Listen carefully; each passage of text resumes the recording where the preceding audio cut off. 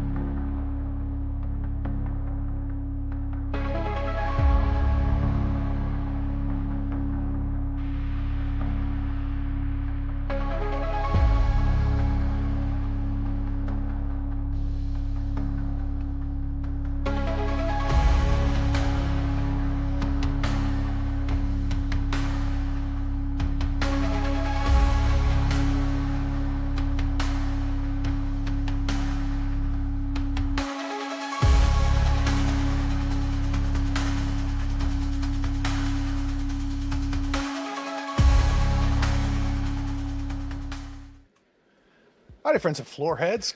Connell, it's been too long since we've played. Yeah. Gave time for things to cook and give you guys a little bit of a respite before I think the wider world is going to open up pretty quick. So last we met or ended, the four of you had identified Reyes, the previously mysterious mystery replicant. And you identified him and chased him into the 2nd Street tunnel where he ditched into sort of the underground that you had discovered way back in episode 2 or 1. Excuse me. And where the underground is where the tiger animoid has been roaming, been able to pop up around the city. It also leads to the replicant underground, which is run by someone named Freysa, who if you've seen Blade Runner 2040, she pops up in there. We know that, or as we left it, Shu's contact, Iris, was killed by Rue Hoskins, who we just saw in our prelude. And Hoskins himself does not seem to care overly about his own life for whatever reason, and has been willing to risk it, even when Shu put a gun to his head.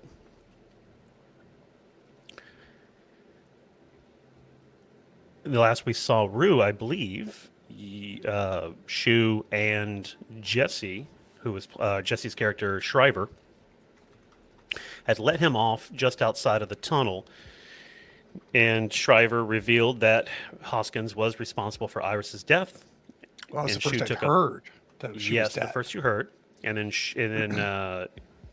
Shu took a pot shot, went wide, but Hoskins didn't turn around or do anything hostile. He seemed to accept whatever fate was coming his way, and when it appeared that he was going to live another day, he went his way, and you guys went into the Second Street tunnel, which had been blocked off, to join Kai and Diaz.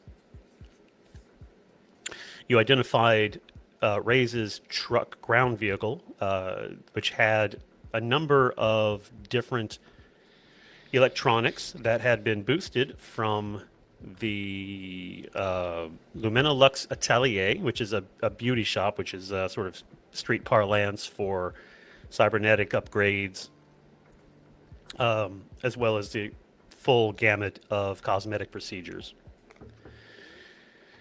Exhausted, numbed from violence. Actually, earlier that day, Kai got slammed into the wall by the tiger animoid itself.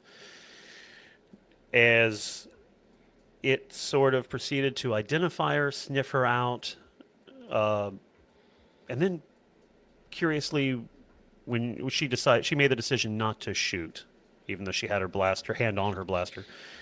It left her in peace, and Reyes was able to see this sort of tableau take place before he took his car, or in his truck, and then drove around, ultimately to end in the Second Street tunnel. So we have, I believe, everyone has decided that they're going to call it a night, rest up, mechanically take their shift of downtime. So why don't we pick it up there? I'm kind of pacing around, unhappy. Okay. Shu.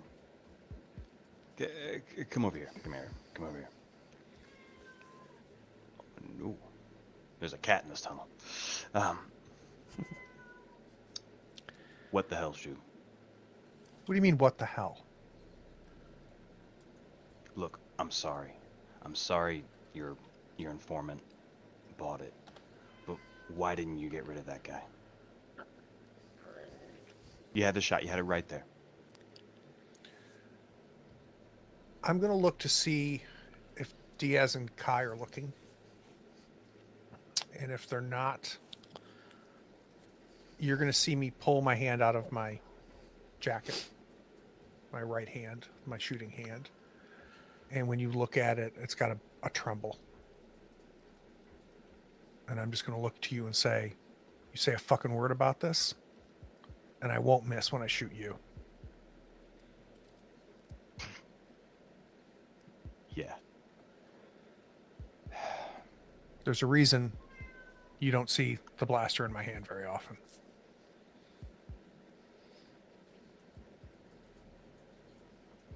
Look, things are getting messy.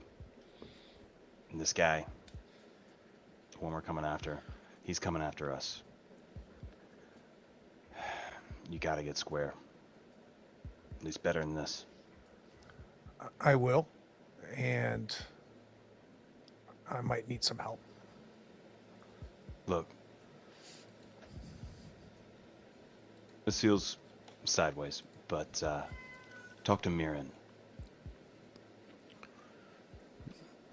She's got something going on, and you got something going on, and right now, shit, find somebody to save. Maybe that'll help fix you up. But you go talk to Mirren. Me, I need more smokes. Uncharacteristically, I put my hand kind of just below your shoulder on your upper arm and just give it a bit of a squeeze as I walk away. Oh, I jerk away from that. Fair.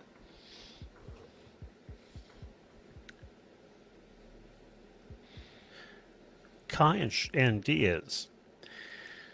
I sort of envision the group sort of peeling off after you all decide not to pursue Ray's into the underground against Diaz's instincts. Everything seemed to tell Diaz to, follow the trail before it got cold. So Shriver and Shu go off in one direction, and I imagine Kai and Diaz go in another. So, what goes between you two?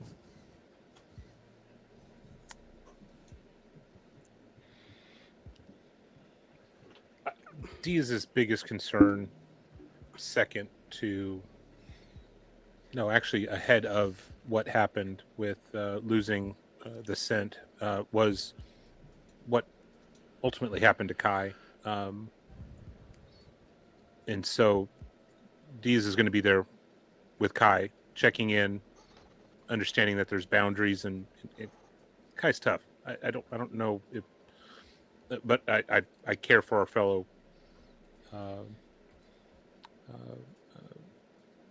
comrade or whatever, our brotherhood that we have, and that's priority. Kai, how are you? What do you need from me? What can I do to help you out? Surprisingly, I'm perfectly fine.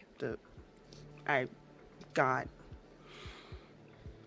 shoulder checked by Tiger tonight, but that's as far as the violence went. Why do you think it stopped there? Probably a few things. I think it has a sense of intelligence, a sense of a care for life. Also, it helped that I didn't shoot it. That was a gamble. That was a gamble. Gamble that paid off. It did. It Actually, ran off. Kai, why don't you make me an insight check? Okay. And because I think you're already sort of leaning that way, I want you to go ahead and make it at advantage. And we're looking for the number of successes. Okay. All of them.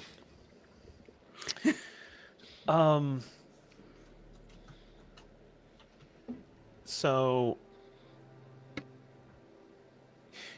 you don't think it was a coincidence? I mean, you know that it had been stalking you since you first went into its lair. I mean, that's sort of the assumption that you've picked up. But you also don't think it's a coincidence that it presented itself or leapt out and ambushed you when you were approaching Ray's. You think there is some sort of relationship there, although you got to look at Ray's, and he didn't seem to take any sort of ownership over a pet or anything that you could see from what he was when he was watching you, where the tiger, sort of. I think everybody was holding their breath to see if you were about to be mauled, right?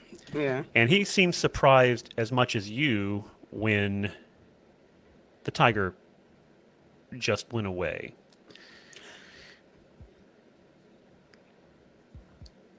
Also, two things I felt to mention earlier is the tiger was certainly stalking me since we first went into its lair. Only showed itself when I went out to Ray's, who also seemed surprised that I wasn't mauled to death.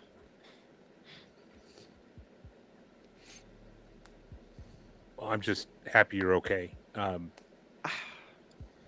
Same. I appreciate what you're doing. How are you holding up?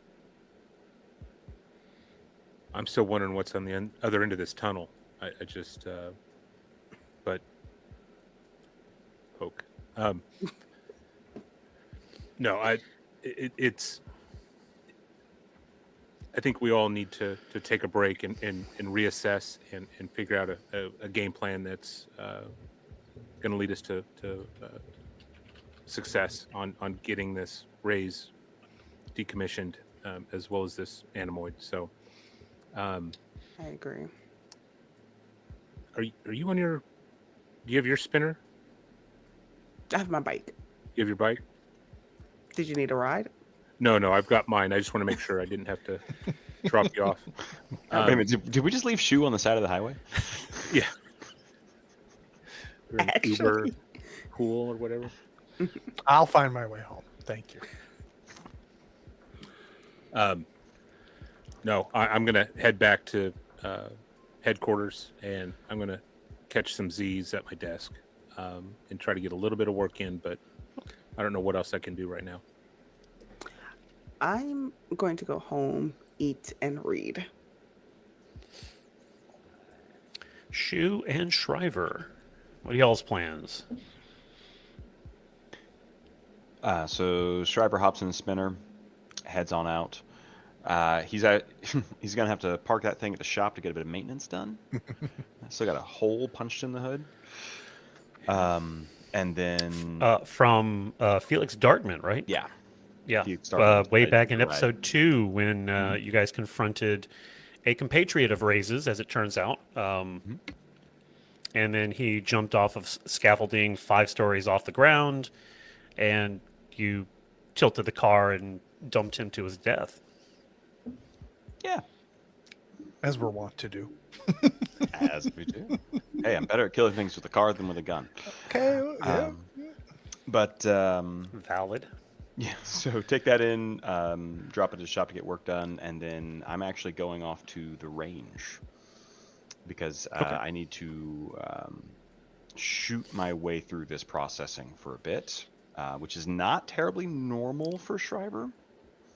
But he's watching the threat level rise, and he just watched a partner not be able to shoot. And so as far as he's concerned, he's down 2 teammates who are able to actually pull that trigger. And so he's refreshing himself. So, Shu, where are you headed? I'm going to wander for a bit, but I end up stopping for a drink in a couple different places.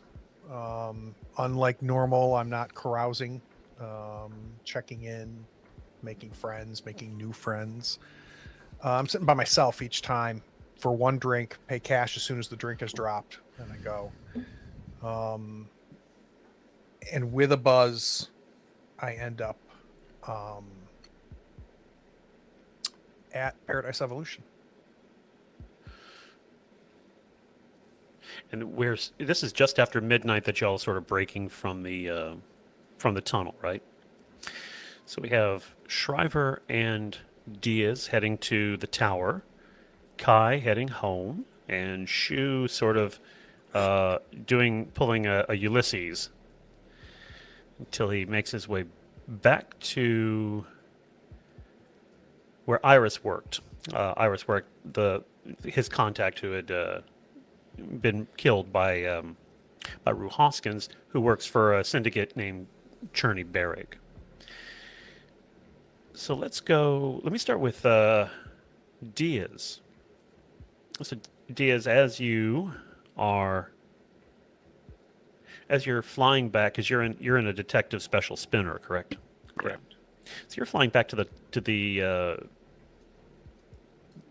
top level of the spinner pad, sorry, of the tower, and a blimp passes through the sky in your proximity, showing a holo ad for recombinant 21 in utero. An animation of a broken strand of DNA spinning. It is being repaired, sort of in this animated style. It dissolves into the image of a young girl shot in an over-sexualized manner. She has brown skin, natural auburn hair and green eyes, and she's basking in the golden sunlight of an extrasolar sun. And it repeats, recombinant 21. And then it ends with the animation of this, the broken DNA strand that had been repaired, and it morphs into this. Can you all see that? The Yep. Anteleos' concern is sort of the newest player on the cybernetic upgrade block. They are pushing the frontier of what is possible with the newest technologies, including, as it turns out, curing a class of birth defects that includes Down syndrome, things which are from broken DNA that can be repaired in utero. So they haven't been able to fix, the other stuff that sort of emerges once you're born. You make your way to the top of the tower. Shriver, where are you parking? You can park at the shooting range is going to be in the basement levels. I'm parking. Near, as it turns out, the RIT laboratories. I'm parking at the shop. Is there, The motor pool is also at the tower. Yeah. So I'm dropping the car in the motor pool and Okay. Hitting the stairs from there, I suppose, or the elevator. The elevator for that height.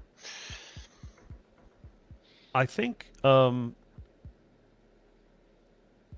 So I think you're going sort of in the bottom levels while Diaz is going down through the top. As you are pulling in at street level, you are, in order to get to the motor pool, you actually can't, you have to drop down to street level in your spinner and probably take the final block and a half on the ground. And as you're passing through the streets, there you notice some street unrest even after midnight in the sort of wee hours of the morning. It takes you a while to identify them because I don't know. How much do you follow the sympathizer replicant rights movement versus the empathizer human supremacy movement? How close do you follow that? I'd be familiar with the conversation and a lot of the big faces.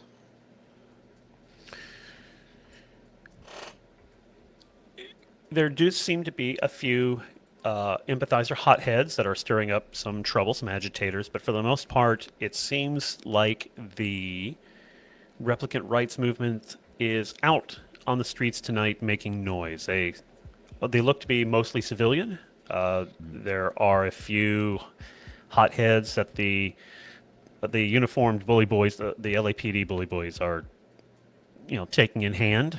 You see a few carted off with the usual evidence of blood, scalps, evidence that there has been some friction. You pull into the motor pool, and you make a beeline straight for the range. I mean, it seems like, the uniforms have that in order. I might take a moment looking out the doorway and just do a quick scan for the folks that are sitting just a little back from the front lines, but still part of that group.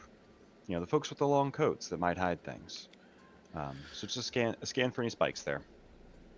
Oh, actually, I don't think it requires a observation roll for this because I think something actually catches your eye. Libby Esposito, who is a producer for the I suddenly forget the name of the it's basically state propaganda without being run by the state.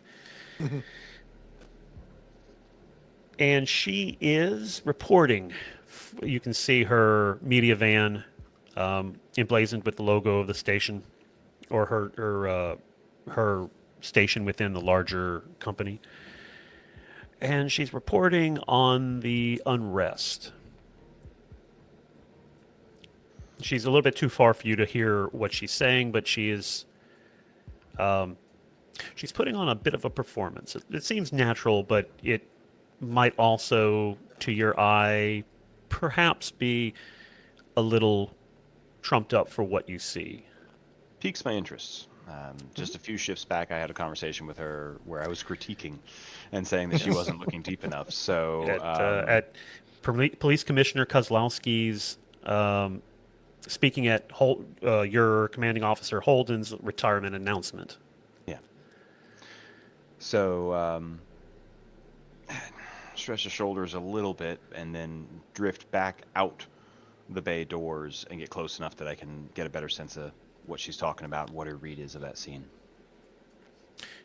Interesting. Shu. Since we're talking about Libby, at your first stop, or maybe your second, or your third, on what passes for television in 2040, which is run by the Wallace Data Network, which is sort of the internet of the 2040s. They have a news program on that was on earlier, as a matter of fact, that Libby Esposito is interviewing or has a panel counterpoint with Jill Schuyler, who is sort of the face of the human supremacist movement. He is the publisher and the owner of Kill Magazine. And yeah, it's the tabloid yellow journalism, publication of it has both digital Wallace Data Network footprint as well as a paper publication. And he is going on about Zula. And as it turns out, the footage of Zula being attacked by rays has been leaked. And he's going, see, this is what happened when you let those skin jobs just run around the city. We have a hero on the streets doing the hard work. And what is Kozlowski doing? Nothing. She's running for office, a higher office, the United Nations. On the other side is someone from Antelios, as a matter of fact. No, I'm so sorry. Let me take this opportunity to introduce Quell into our story. Quell is the face of Wallace Corporation, who has the monopoly on the manufacture and distribution of Nexus 9 replicants, of which Kai is a model. She's the only replicant on our team. She's very cool and very collected. And she rebuts him sort of very carefully, or very, I should say, deftly, as she points out that the replicant who did violence upon Miss Incombe is not in our database of Nexus 8 or Nexus 9. He is a rogue knockoff from an unlicensed manufacturer, probably one of our competitors, terrestrial competitors. He is obviously a problem, but I have the utmost confidence in Police Commissioner Kozlowski and the Replicant Detect Unit. My office will be working very closely with the RDU to address this issue, to make sure that they have all of the resources they need. But and then he turns to ad hominem attacks. Jill Schuyler does the usual.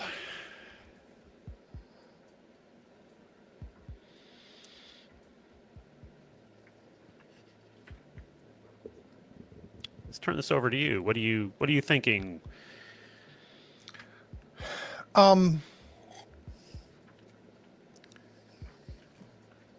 I don't think I'm thinking much about that, to be honest with you. I've kind of sorted, I have compartmentalized all of this. I don't trust her. He's a piece of shit. So I don't really care what they're talking about. I am because I might need to blow off some steam.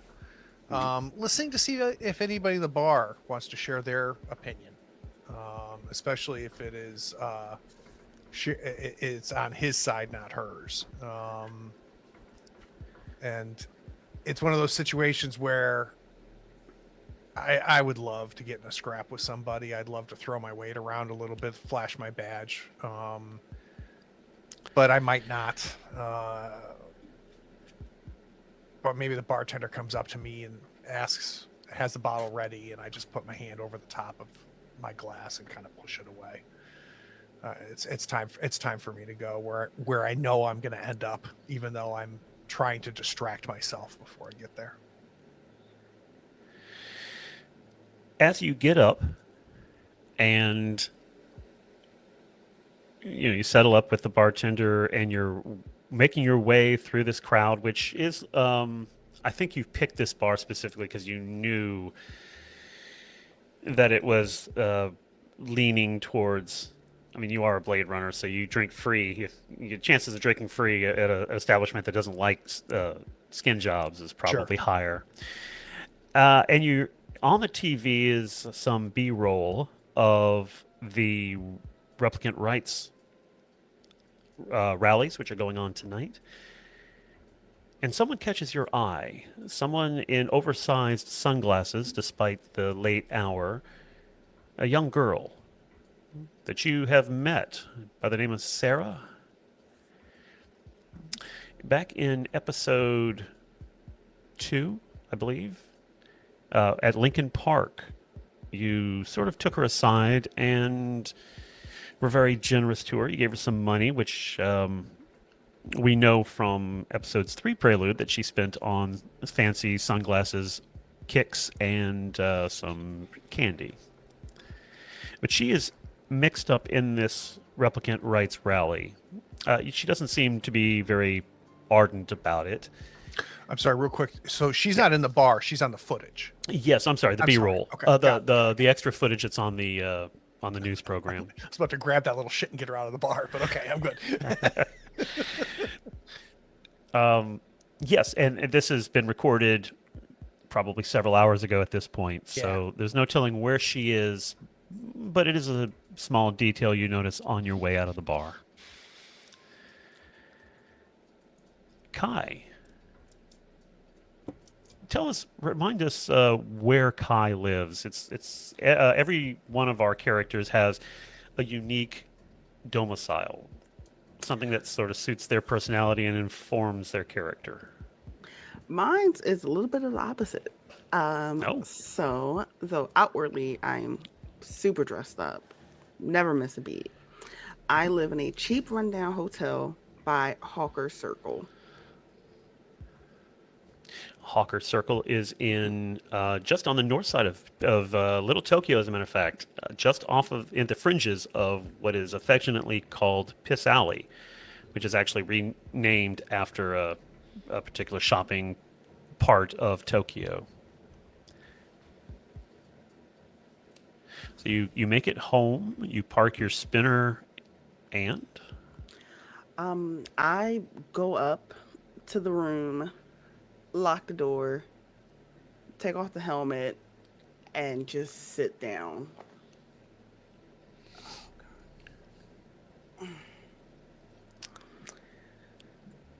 She's gonna make herself a drink, sit on a really shitty couch, and crack open her book that she carries around with her.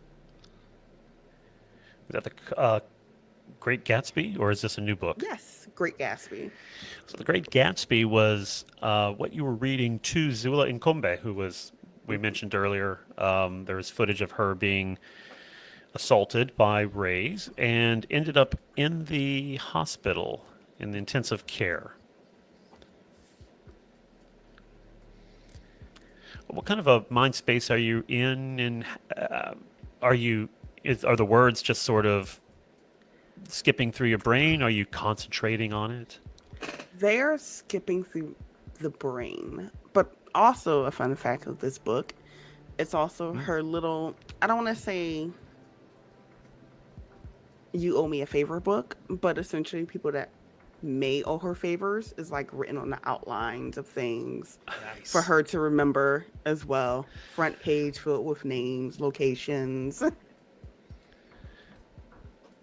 So tell So us it's an example. Who's on there and what do they owe you? so for one small thing, shoe name will be on there, and it says one Chinyan for assisting with the gun. A next one that will be on there, it's probably someone in the upper echelons, which is not necessarily spelled out, assisted with cover up, but it would say name, one action, like cover, and then major favor.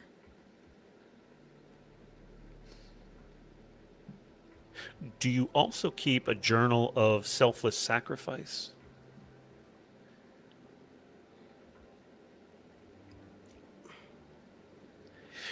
Remind us what your memory is, your key memory. Every replicant, every human has a key memory, which, when they interact with, can not only gain them a humanity point, but give them advantage on a skill roll.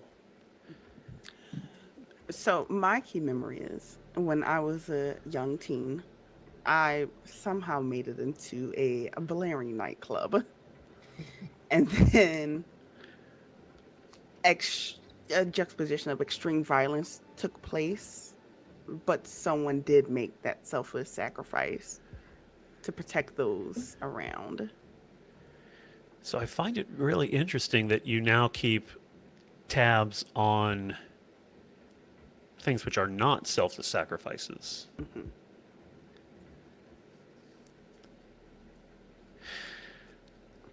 Go ahead. Oh, go ahead. Oh, sorry.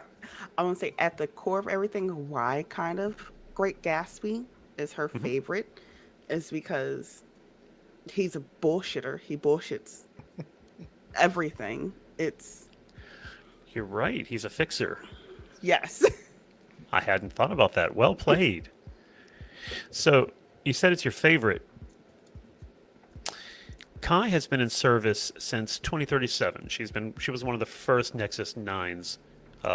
Really the first one, probably the first one leased to the LAPD after Love, who was the first replicant really that was put into public service by Wallace Corp.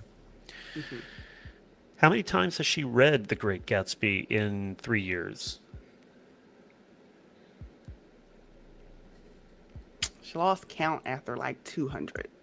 Wow. Give yourself one humanity point. Okay.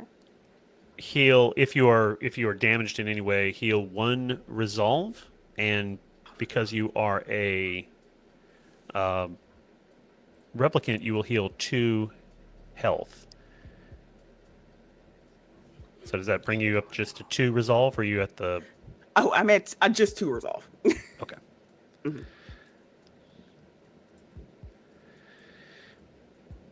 Back to Diaz.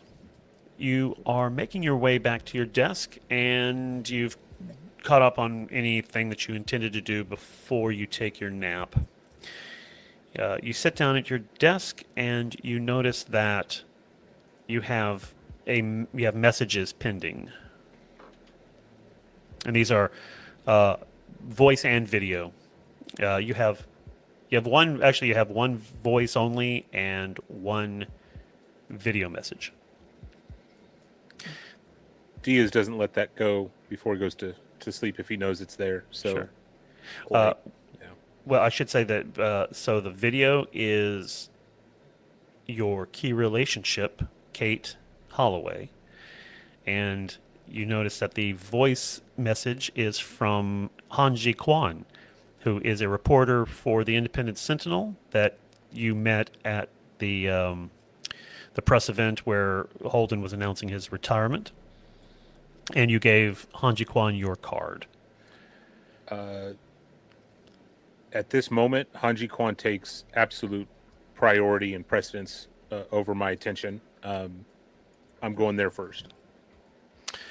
This is a voice message. It says, Detective, I have some information that I would like to have you confirm. Either I would like it to be on the record, but we can do it on background if that suits you better.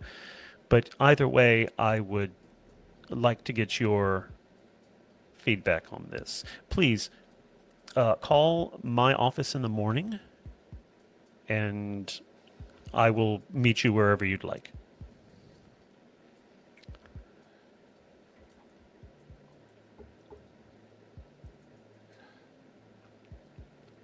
Okay.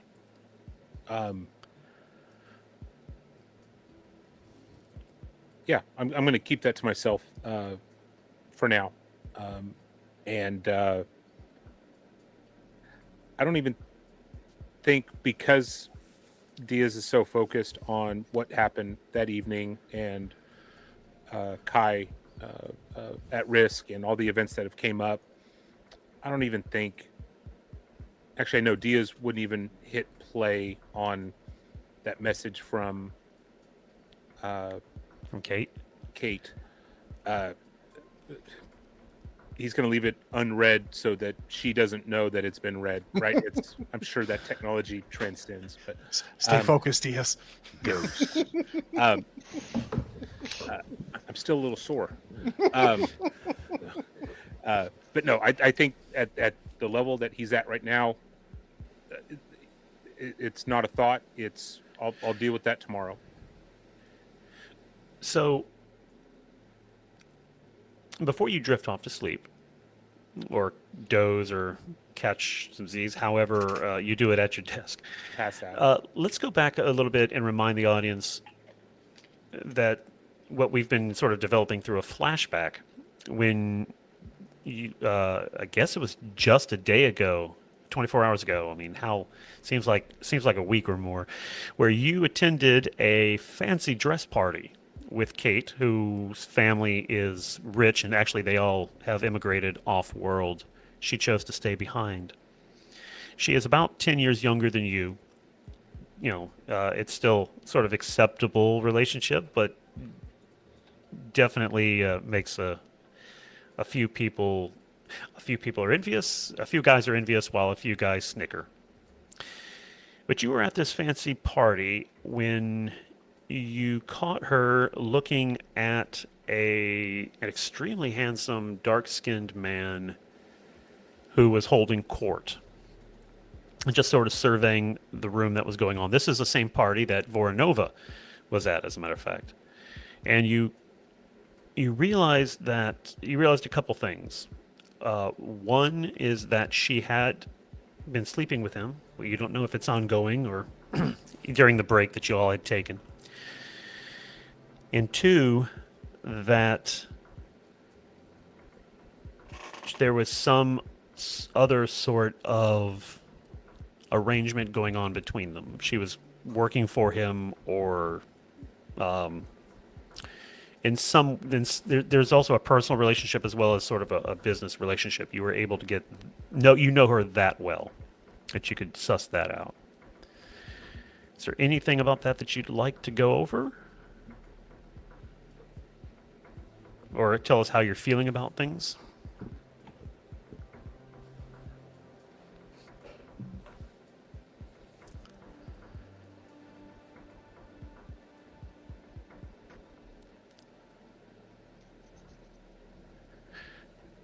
I guess nothing that stands out right now. Diaz has his priorities, and if anything, potentially look into deeper the I forgot the guy's name that she was that I know she was sleeping with. There was that odd vibe, right? There was something going on that I wasn't able to necessarily pinpoint, but I knew that there was something strange happening. I don't know that I gave you his name. Okay. So because you really didn't speak to her about it. Is there any jealousy there at all, even though it probably happened while you guys were on a break? And you were No. on a quite significant, yeah, I think you had said a couple of years. Right. Yeah. Jealousy, no. Concern for safety, absolutely. And so, since then, I know that Diaz would be looking in the background on, hey, who is this guy? What can I get more information on? Reach out to his contacts to try to gather some information about, and try to figure out what that connection is. Should we say that rather than actually getting any sleep like you intended, you spend the shift digging some stuff up? It all counts as downtime. You don't actually have to sleep, believe it or not. Mechanically, you just have to have the shift of downtime where you're not working on the case. Will you let Diaz drink? Oh, yeah. Okay, I'm in. Let's do it. Make a tech roll. Shriver, you are in... Oh, I'm sorry. No, you were checking out Libby. Yeah. So she... I took over for Jesse. Yeah, That's what make you a get Good now, tech Jesse. roll. You're good now. That's what you get for Thanks. drinking. Yeah. So, Libby is, yeah, like she's playing it up. Although, you know, she's playing it up while still being sort of fair to both sides, if that makes any sense, right? She's blaming the escalation on the human supremacist movement, Jell Skylar's faction. You detect a degree of sympathy for the sympathizers, for the replicant rights crowd, but it's clear that the state is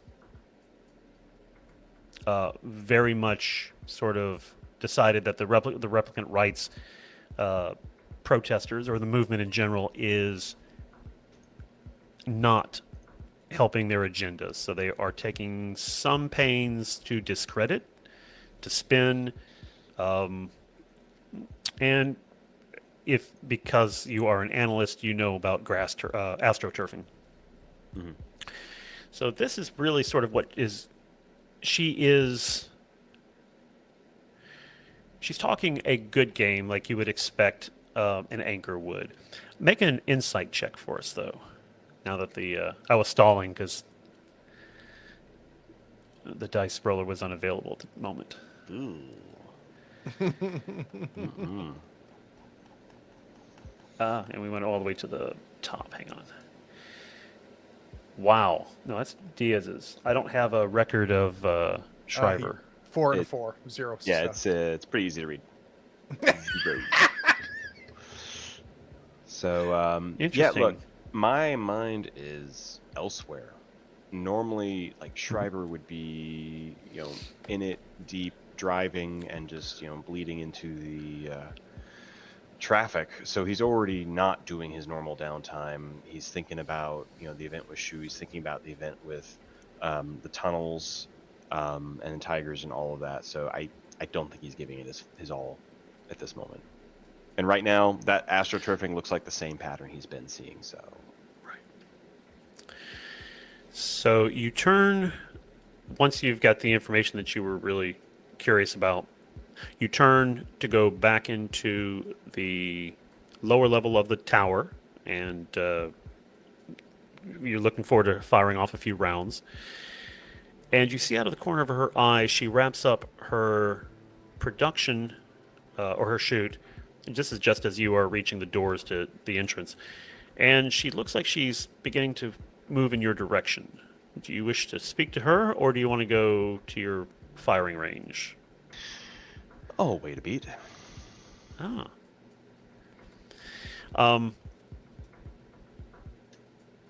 Detective Shriver, right? Miss You notice Esposito? immediately that she has her microphone with her. Is that live? No, we can make it live if you like. Chuck. Oh, then no, Chuck, thanks. I've got things to do. I thought you wanted to actually talk about something, not hit me with an interview, but I don't need to play your game. So, Okay. Off the record? join me in my office. And I motion to basically a corner of the space that's a little bit away from the crowd and from Chuck. She hands Chuck her. Actually, she hands Chuck her microphone, as well as a little recording device. She hands over to him. Yeah, I wasn't going to trust that, but okay. And then she joins you in your cozy little space. And she actually makes that comment, cozy. I scuff my shoe against some of the vomit on the floor. Yeah. Ms. Esposito, I see you haven't really changed your reporting all that much. It wins awards. It does that. You do your job well, and you get paid for it. Make a manipulation roll for me. Nope. There you go, Jesse. Right about how we go. That's how we do. So it is actually not showing up in the chat log. It's a 5 and a 2. I'll spare Yeah. you the search. Yeah. Make sure you're scrolled all the way down, Connell. Yeah, well, I you am. go. That's interesting. You might just need to refresh. Yeah. It just went through a system refresh or something like Yeah. that. My whole No screen fell. successes. Yeah. I'll let you know. No successes. Well, let's see. Let's do her insight roll here.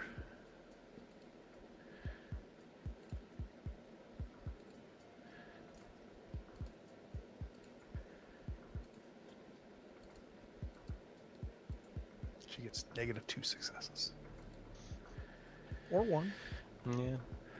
Yeah. She is actually putting up a professional facade. She refuses to lose her cool. What is the RDU's official stance on the demonstrators? I think the official stance of the RDU's official stance on the demonstrators is they aren't the purview of a Blade Runner. I'm busy doing other things.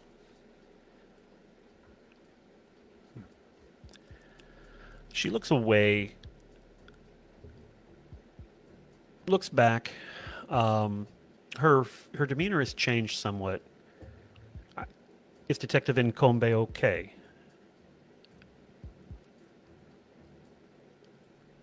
Now that surprises me. Well, you saw the video. For a woman that's been beat up as bad as she is, she's still alive. When you mention the video, a pained expression crosses her face.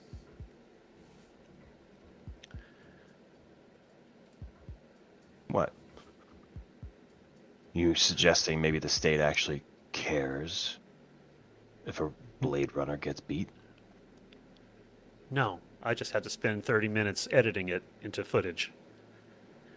I watched it about 10 times. Did you know... Oh, go ahead. Shriver would actually turn aside at that for a moment because Shriver watched it at least a couple dozen times when he was scanning it. So that strike at his home, it's like, okay, I know that feel. Right. Did you notice your mystery replicant, perhaps indicating that she does not know his name yet? Your mystery replicant was part of a military company? Yeah. Did we know that? Yes. I don't know if you got it from the footage.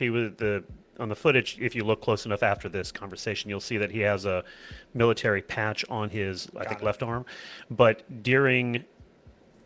on the recovered media that Guillermo found at Canaan headquarters, it mentioned that he was in fact used as a military asset for destabilization warfare. Got it. And Thanks. it's something that Shriver spotted, but he was so poor with his rolls. And so basically, I just played it as Shriver was way too focused on this other thing and trying to figure out why he couldn't figure that out. So he was too hyper focused, clocked it, never explored it. So now Libby's making me go back to that. Well, actually, I think she can fill you in on a few things. I don't think we need to spend too much time on this. Incidentally, you did find out that the name of the unit was Chimera Unit. So she actually tells you the things that she has pieced together. And she is going to, while she's doing this, this is not done out of the sort of the kindness of her heart to fill you in so much as it is to probe and try to get some information from you. Do you wish to put up a front, or are you going to make her work for it and we're going to go to a roll? No. She bought a degree of willing interest with revealing she also had to watch that video a number of times. So that was her chinian in. Okay. So you find out that she knows that she actually knows a surprising amount. It's probably easier that I tell you what she doesn't know. She doesn't know his. She doesn't know his name. She doesn't know that he was created by Canaan. She has figured out that he had something to do with an action at Shenyang. She doesn't know about Ramanuja Station, and you get from her probes that there is information at the UN itself, the United Nations, that is her source. You don't know enough about the politics in the UN or without spending more time with her to get her deeper sources, but that's sort of what you piece together.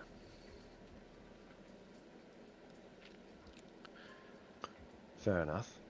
So over the course of that conversation, she's giving me some of that to work with, somewhat knowing what the exchange is here. I would give her that he has been spotted in the last 8 hours, and that he has been pursued and gone to ground. Nice. And then she says the 2nd Street Tunnel. Well, I might need a roll to not reveal that. Well, actually, remember, you guys had the LAPD block it off. That's true. And, well, not necessarily just, you had the LAPD block it off, so she obviously, if anybody does any digging and puts two and two together, I guess what you should take away from that is that she is incredibly sharp. Actually, seeing your concern, she will say, yeah, it's just on the blotter. I did some background. Look, I don't know. This is as she's beginning to leave. Unless there's more that you want to explore real quick. So she's beginning to leave, and then she turns around at the last minute, and she is going to put a hand on your forearm. What is Everybody's so touchy. like it burns? I jerk away. When you demonstrate that, she drops. She recovers very quickly, but a number of emotions cross her face. One is she's hurt first. Then she goes professional and tries to figure out what that means. And then, this happens like in the span of a second, decides that it's not important, and she just tells you,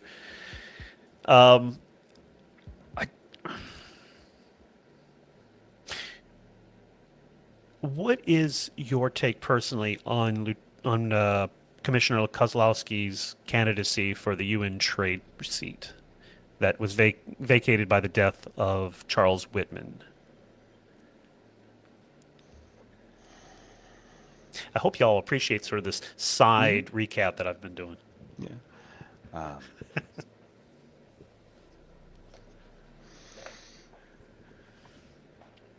not my sector all that much, but looks like she's playing the game pretty well.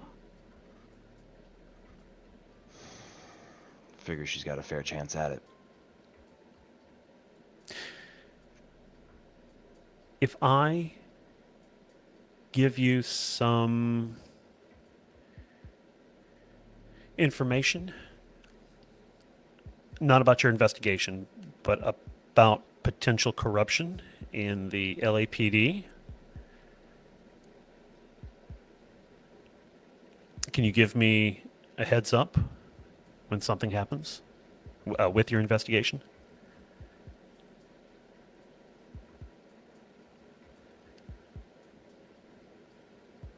I'll keep it in mind, but I'm not going to make a promise. Whatever this She looks- is, oh. whoever you think I am, I'm not exactly that. I'm not. She looks disappointed.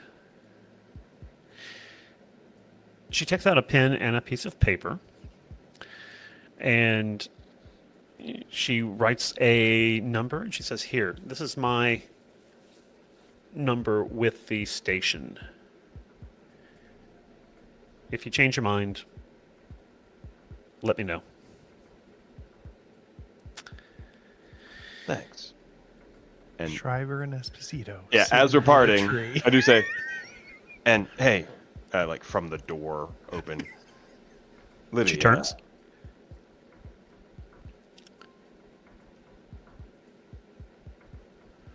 Thanks for trying. And into the headquarters I go. His big thing is she didn't try to look before. So you go and I assume finish your night, finish your shift with some light gunplay. Is that what we're calling it now? Okay. So lastly, if you have any damage, recover 1 resolve, 1 health, and yeah, everything resets for the counters. Okay. Guillermo,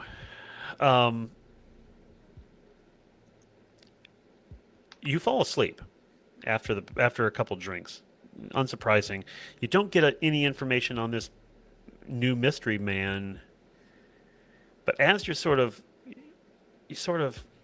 get a little frustrated, slouch back in your seat, roll your neck trying to relax, and the thought occurs to you,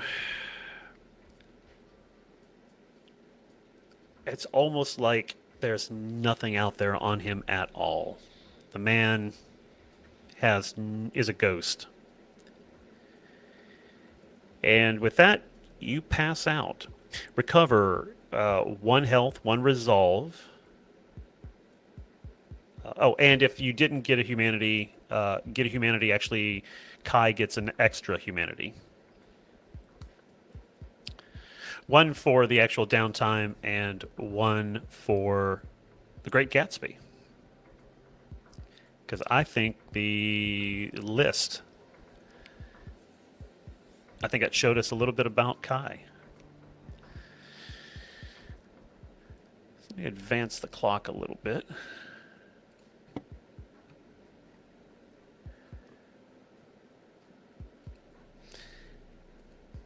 So it is dawn of the 28th, 2040.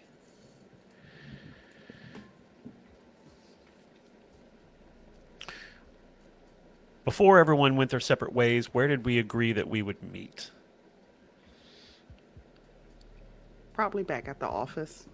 I can see that. After our long dark night of the soul, back to the office and reset. Shu is trying to hide the hickey on his neck. I bring in coffee for everybody. Oh, Shriver's gun is apparently well oiled. I don't know. actually, let's do it this way. Because I cut Shu off. I didn't finish out his night. You find yourself outside Paradise Evolution. What was the point or non-point of going there? for me, it was pure gravity. And I'm going to go in and do something that I don't do when I go in, and it'll probably surprise. I forgot her name, Connell. I don't know if you remember who's the host owner woman that I interacted with before. I don't know if I don't remember who you interacted with. it was very if brief. you Yeah. if you exchange information with Kai, you know that Magda Rambus is actually the owner or the shadow owner, and yeah, it the would manager. be it would be just kind of like the manager of the Yeah. the entertainment. I don't think we named her. If it was a I her, don't think we did either. Yeah, and so I would go in with her, and what she's used to is me paying top dollar to have an hour with Iris, right? I'm going to come in and just say, I want something different tonight, and slide her the same amount I would have given her for Iris. do you have a Chinian point left? Oh, don't do that to me. It's okay. They'll put you on credit. Yeah, I need to be on credit. God damn.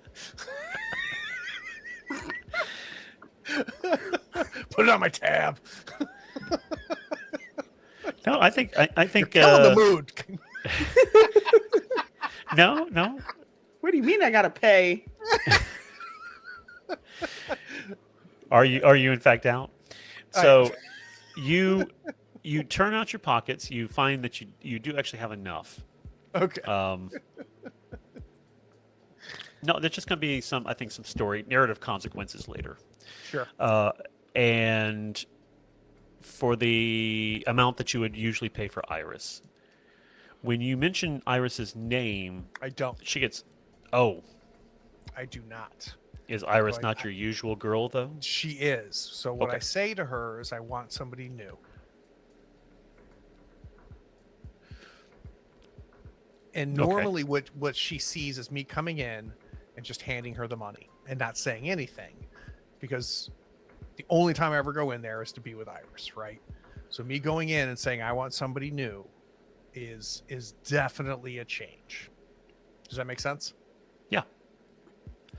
I think actually when you entered, you noticed that she was already on the defensive. When you ask this, she's beginning to get, I don't want to say suspicious, but she's noticed that you are wanting something new.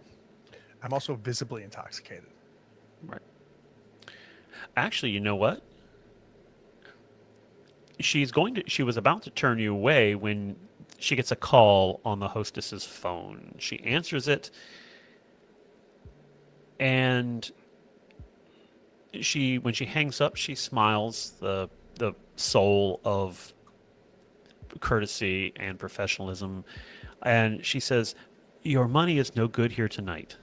Good. And so you're asking for a new girl? Yep. What is her name, and is she human or replicant? And tell us a little bit about her. Yeah, her name's Pearl. It definitely replicant. So if she tries to give me a human, I decline. In fact, if she puts anybody in front of me that I've had any connection with, conversation with, I emphasize I want somebody new. So I think Pearl is who I end up with after whatever exchange that happens there. Pearl is younger than Iris. I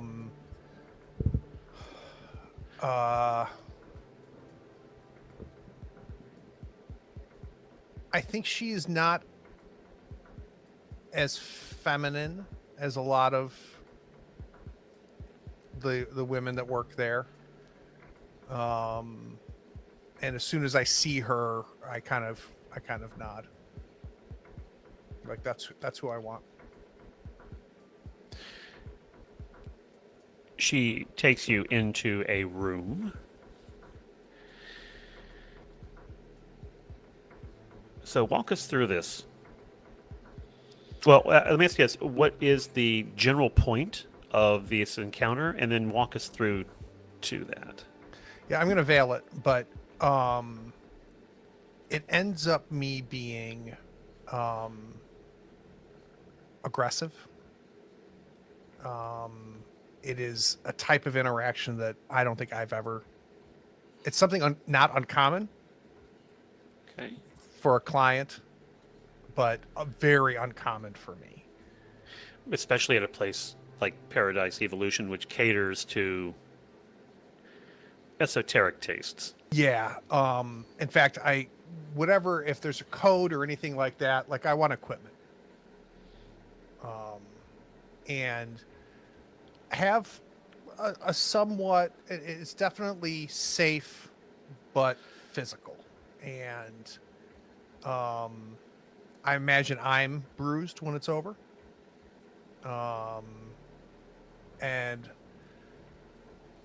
I will do what I'm allowed. But this is going to be me trying to have the opposite of Iris, to be just a client. And if I come out a little bit bruised, then I've gotten my money's worth. At first, it takes her a little while to figure out what exactly it is that you want. And after a very awkward first or even second exchange, she begins to match you. So I think you go away bruised. Yeah. I think she is a challenge. But also, because she's getting paid, she lets you win. Mm-hmm. Towards the end, or during, I should say, every room, of course, has a camera. That's to be expected. And you fancy, they're hidden cameras though. You fancy that you have found it and that you can see the electronic eye focus itself repeatedly to make sure that it has everything in frame and in focus. Can I ask you this? Because you're going to get a second humanity point for this. Who are you performing for? Yourself, Iris, or this camera? Definitely myself. And I'm trying to cleanse Iris in this process. I am trying to punish myself in this process.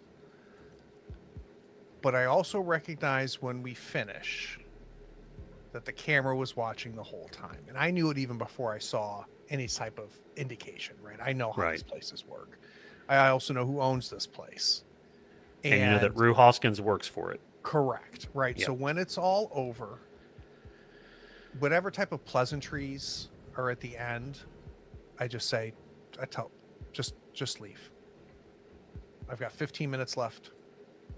The room's mine. Just leave. And when she does, I stand up, I get dressed. I grab a chair. I push the chair towards the corner. I stand up on the chair and go right to the camera and do this. And then I leave. And I think that is actually a good place for a 10-minute break. What do you think? Flipping the bird's always the place for a break. Yeah. See you guys on the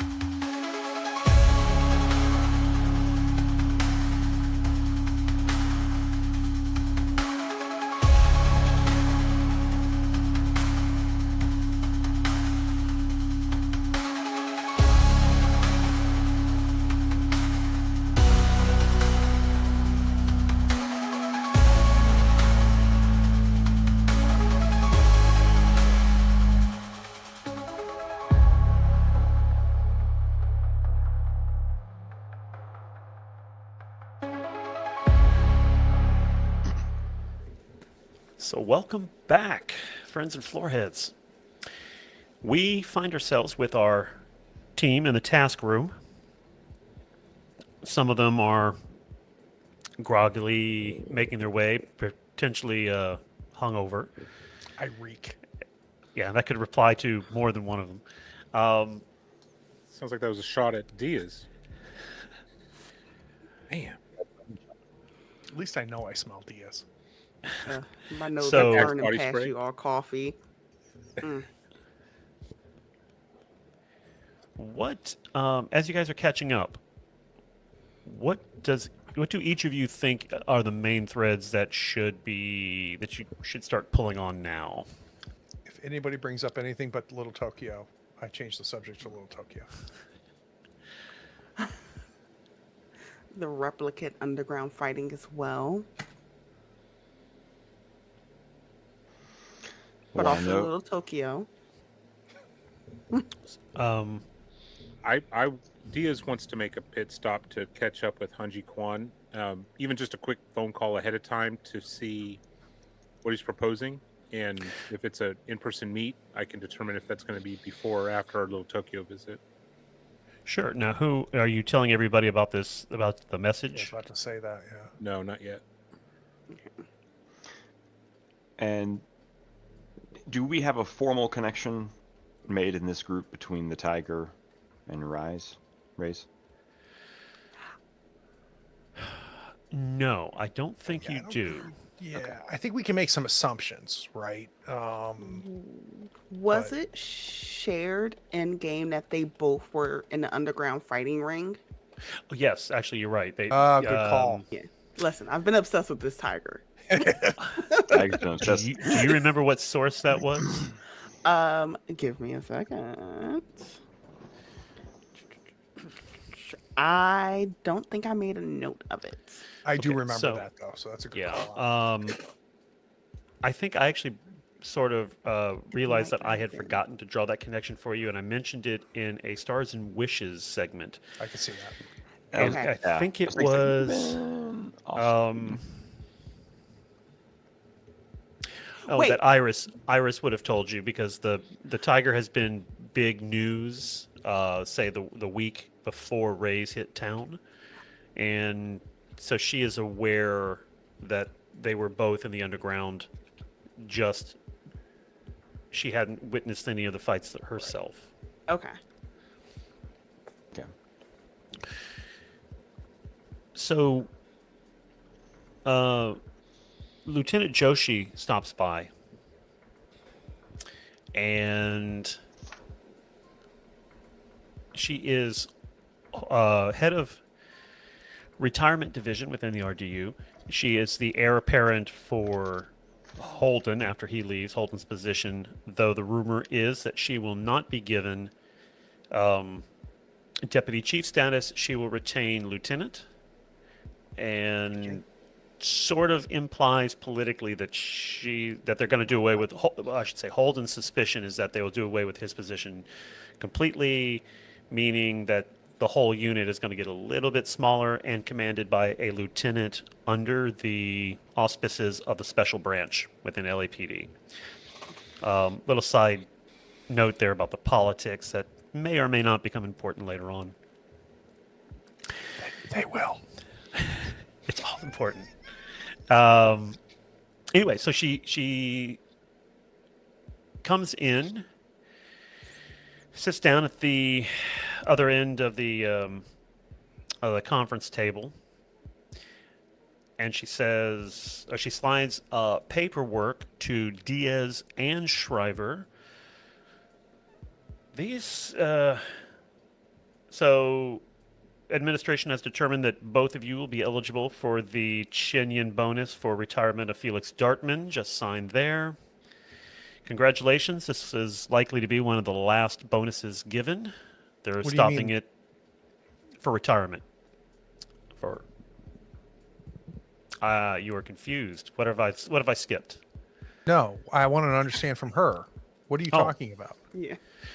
The retirement for Blade Runners, especially in Deckard's time and up to about 2040, were closer to bounty hunters than what they were in 2049. And I guess what I'm sorry, Connell. Just Yeah. metagame. Is this news to Shu? probably yes, it's probably news that Yeah. they are stopping the bonuses. So that's what I'm Yeah, changing. my shock. That was my shock face. Like, Yeah, man's got bills. And actually, that's a good point because not only is this part of the downsizing of the RDU under Kozlowski's plan, there's actually they're turning you guys out. They're turning you guys from sort of the bounty hunter model to and incentivizing you to go after these Blade Runners. Like Zula. Zula makes a lot of money retiring replicants, but now you're going to be just wage earners. Yeah. So her mentioning that this might be one of the last bonuses is where that reaction came from. Is she was like, "What do you mean?" same, actually.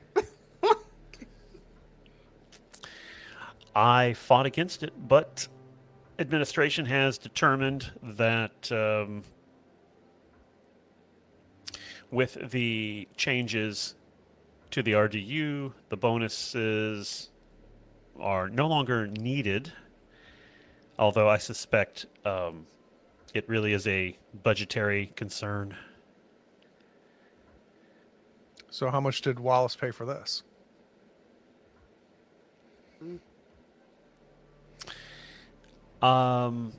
Actually, I think she's going to ignore that question.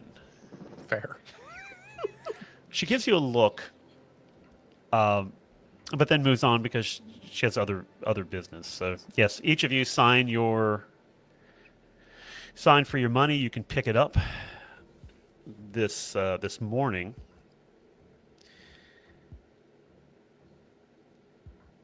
She slides another folder to Diaz since he is the leader, the officer in command or officer in charge.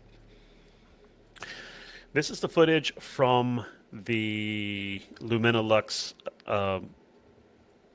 B&E by she double checks the notes on it by the replicant RZE. We got the name from the data sat crystal that you dropped off at RIT. Thanks to, and she gives Helen's service ID here, which escapes me at the moment. She slides you the folder and she says the long and the short of it is they killed the doctor who was the doctor in attendance who was performing all of the cosmetic procedures. His name was Dr. Trace Penfield. His assistant, Max Harper, female, early 30s. She was questioned and released. Ray's apparently, or RZE apparently traumatized her and felt confident that she was not going to be a problem, so he let her go. The equipment he stole was an assorted electronics, some of which state-of-the-art put out by the Antelios concern. We did find traces of a black goo in where some of the equipment had been lifted. And that has been sent to the RIT lab. Can you talk to me more about that, ma'am? Super sarcastic, ma'am, by the way. Ma'am. What do you mean goo? We don't know yet. Was it like on a handle somewhere? Did somebody spill thick coffee? Like, where did we find the goo? She pulls the folder, she slides the folder back from Diaz and slides it to Shu. Oh, so we all get intelligence? This is nice. You got a folder. you have- Don't get ahead of yourself. The black goo was apparently just smeared on the floor and a few surfaces, and as the report says that the RIT boys, forensic boys, took swabs and has sent it to Coco in the lab. But you have to read that information for yourself. She doesn't give it to you. So if I give it a quick, what I'm interested in is, Yeah. like, where was this goo found? Right? Was it everywhere? Was there drops no, just here? Okay. in his off in the laboratory, in the operating theater at Okay. the Lumena Lux Atelier. Okay. So a clean room that it was apparently stored, your Got guess, in some sort of refrigerated unit or something, and that when Rays came in and busted everything up, it just got spattered. That helps. You So don't know this is anything not else a other- remnant of Ray's presence. He didn't bring it in with him. Right. This is something that was. Well, that's a working theory, and I think that's probably which you can go with that for now. And did we saw no sign of that in the truck? That was just at the scene. It was dark in a tunnel. You don't know, but you can certainly have an order to put in to swab for it. Yeah.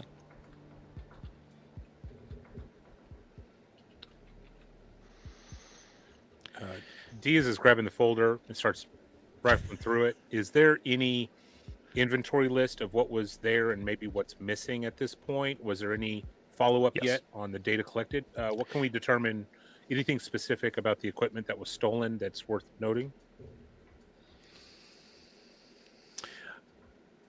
Shriver, make us a tech roll at advantage.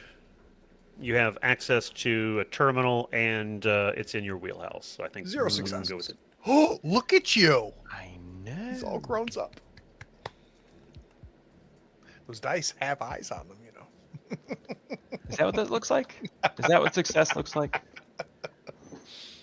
Are we being facetious? Because I have 2 successes and a little 2 horse. successes and an origami. That is not shown for me at all. 2 successes, so that's a critical. The equipment he stole. Yeah, actually, you do have the list of what was in his truck as well. Cross-indexing them, most are accounted for. There does seem to be some electronic key cards that are missing. The equipment itself, your guess, knowing what you do about Rays, is going to be used to set up a headquarters of some sort, with all the information, with all the abilities, the capabilities that came with those electronics. He could pretty much get into any service that is attached to the Wallace data network, as well as produce and weaponize some chemicals. Okay, so my read last time was that it was a surveillance kit. Looking at these It 2 could be lists used for that as now, well. I've got a different list. Now, when we say they can get access to the Wallace stuff, does that mean this is specifically keyed for breaking into Wallace's systems? Or is it just Wallace runs the network?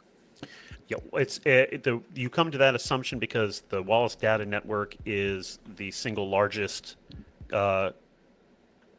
network of information, and it's the most secure. And he went for the high tech.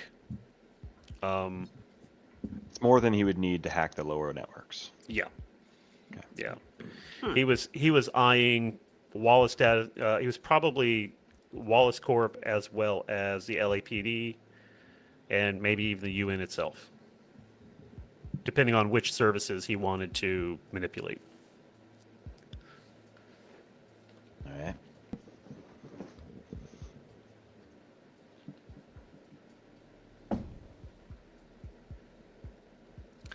I'm going to reach out to Serena and pass off the. Sorry, I had to look that up. Right. I forgot about Serena. Comb through the footage and try to figure out what they were what was said in any kind of surveillance footage or the HoloNet. What was the 3D thing? So I'm going to pass that task off to her. Okay, so put a pin in that. We'll visit Serena once you get on the road. Okay. If there is nothing else, Lieutenant will wish you all good luck and leave the scene. Any questions? Turn to the 3 of you, but with a focus on Kai, at recognizing her reaction was similar to mine, and go. So, I wonder if the meter maids are hiring. Probably makes more. Diaz is going to make it clear. I was not aware of this decision. That's news to me. I feel so bad for Diaz because I think legitimately Shu forgets he's the commanding officer. in We're this like, engagement. why would you have any responsibility for that? What are you talking about? Like my head turns to you and I'm like, why are you? Oh, that's right. And I don't say anything. But I feel so bad as a player, not as Shu. Diaz recognizes that interaction and just walks away because he's going to go talk to Hanji Kwan by himself without telling anybody he left. and this is why. yeah. These guys, I'm done. He's gonna make a phone call. Oh God. Well, with Diaz gone. And I was joking as a player. Oh, okay.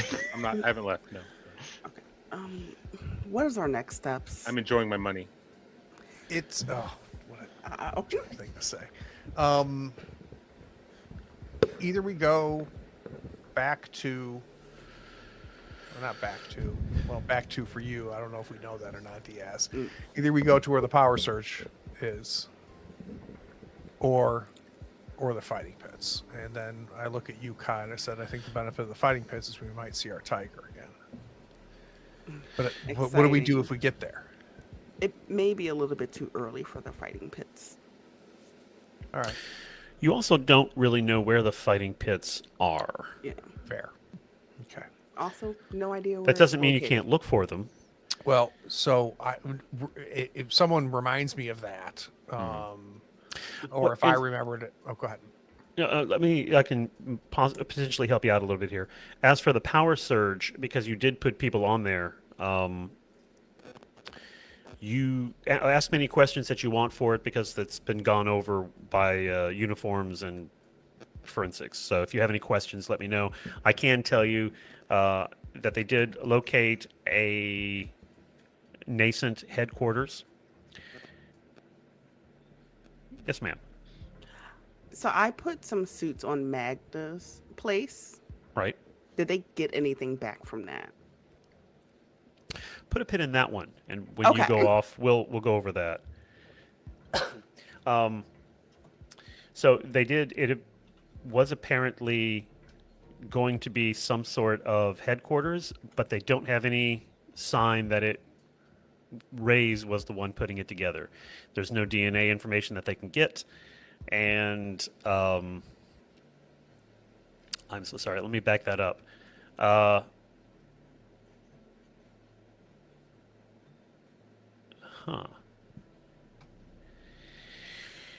There is DNA, but it actually leads to a LAPD officer who has been taken down into the lockup and has been questioned all morning long.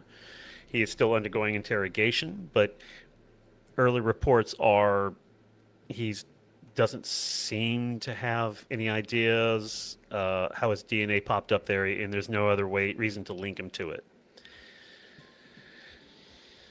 And that was found At this headquarters that was being put up with already got some equipment. I can probably push you towards the working theory that somehow Ray's deliberately seeded somebody else's DNA should it ever be raided. It's Does kind one of us like know his MO. have any familiarity with this officer? Sure. Diaz probably. Diaz or Kai. They've been on the force longest. So both Diaz and Kai, you'll see me headed down that path. Like I still want to hurt things. So I might be pressing like he's lying. So if either of you speak up for him, I'll believe you. But Yeah, I'll quickly go to this officer's defense. okay. Shoot, yeah, no, we're I good. wouldn't. This guy, she's a cold-hearted thing into these eyes. All right. So But no, Here's I would stop that. Fine. I hope you stick up for me like that too. You're acknowledging me now. I can. I'm sorry. You are. I'm going to. I think where I'm most valuable right now. See if I can't figure out where those fighting pits are. Let me go to ground for a little bit. I have a few ideas of where I can at least start this conversation. My guess is there's not a place where this happens. My guess is if they're smart, they're moving it. So I think that's where I'm of value here is finding out, because they got to sell tickets. So someone's talking about it. And Shriver will remind you of the phone call that sent us after Dartman, and tracking down where that call came from, because somebody sold him out way too fast. Oh, The timing's not a coincidence. Yep. And it came from right in front of Lumina Lux. So Let's try and get some footage from there. So as for the fighting ring, what you got from Iris and sort of have pieced together, I think, from various sources, it is run by Cherny Berrig. Shocker. And she mentioned, I think if we go back, you will remember she mentioned Oshawa McMillan. Oshawa McMillan is a urban influencer. We're going to use that term. Right now, he is got. He's kind of popular for starting Kokuna energy drink with Kanan Energy. Actually, the two of them are in partnership. He's gotten he's gotten a level of popularity and followers that hawking that is become somewhat lucrative for him. You've also seen him on a holo ad with Voronova earlier in the beginning of the game, where he was hawking a air purifier, the Zephyr air purifier, as a matter of fact. The tagline was, because the only air I don't need to purify is Voronova's. And that's sort of the ad tag on that. Anyway, Iris would have mentioned that he is the hype man.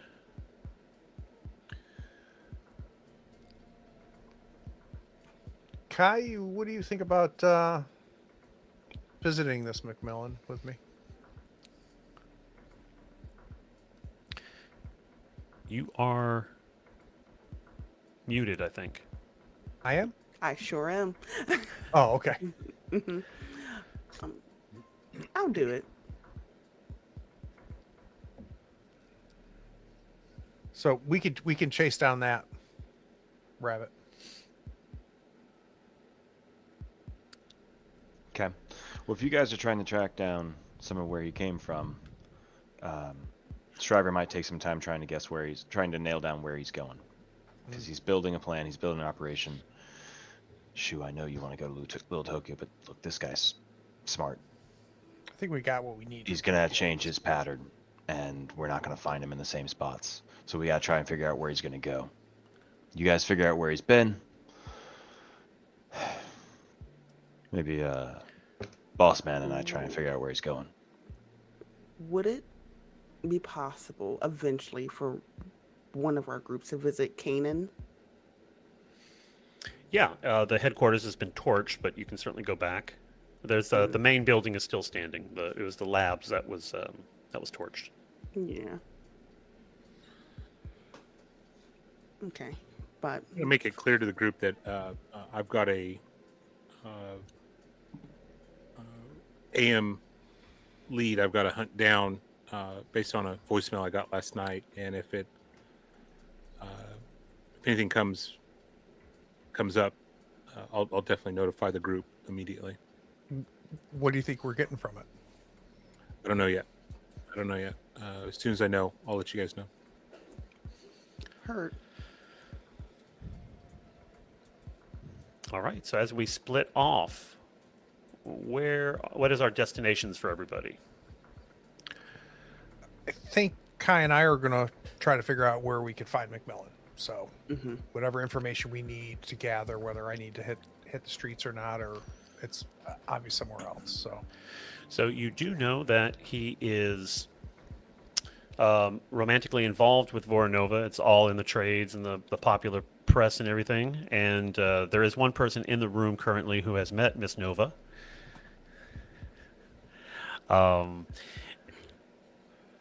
Also, as a hype man, as a professional hype man, not only does he do Churning Barrack, he also can be found at nightclubs, some of the dance clubs. So if you just find out where he is scheduled to promote tonight, you could see him there. A question about that. Could we Yes, ma'am. possibly hire him really quickly, see if he wants to meet up for a gig? Is this a sting operation you're putting together? More like a setup. Like we tell him, Right. we want you to work here. Let's meet today. Sure. He doesn't have an agent as such. Okay. So you could have asked Iris. She had her ear to the ground. Shu probably has a contact. Yeah, I don't That- know if I on- would've on the brought it up streets to that you can Iris, but find. Yeah, that's what I think I'm going to do is find out like where we want to hire him. How does that happen? So that's what I'm putting out there. So let us go to the list of.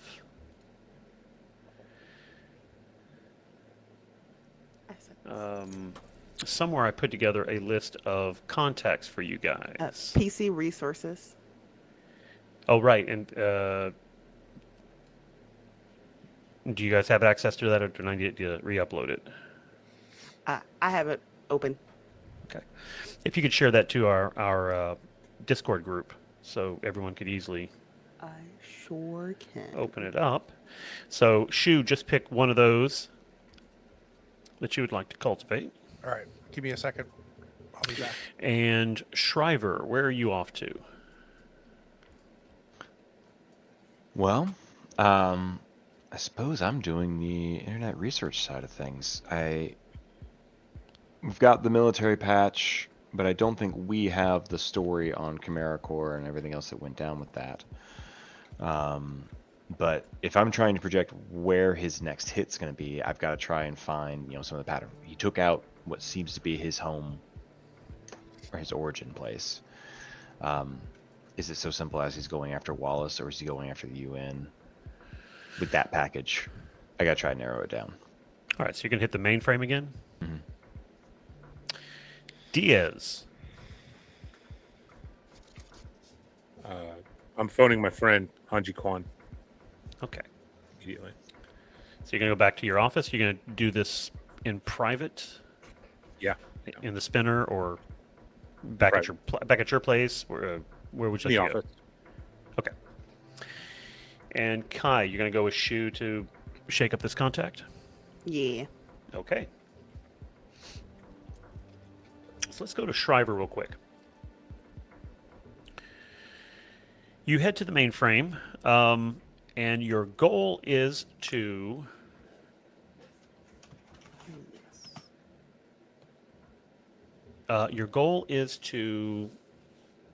figure out his next move. Is that correct?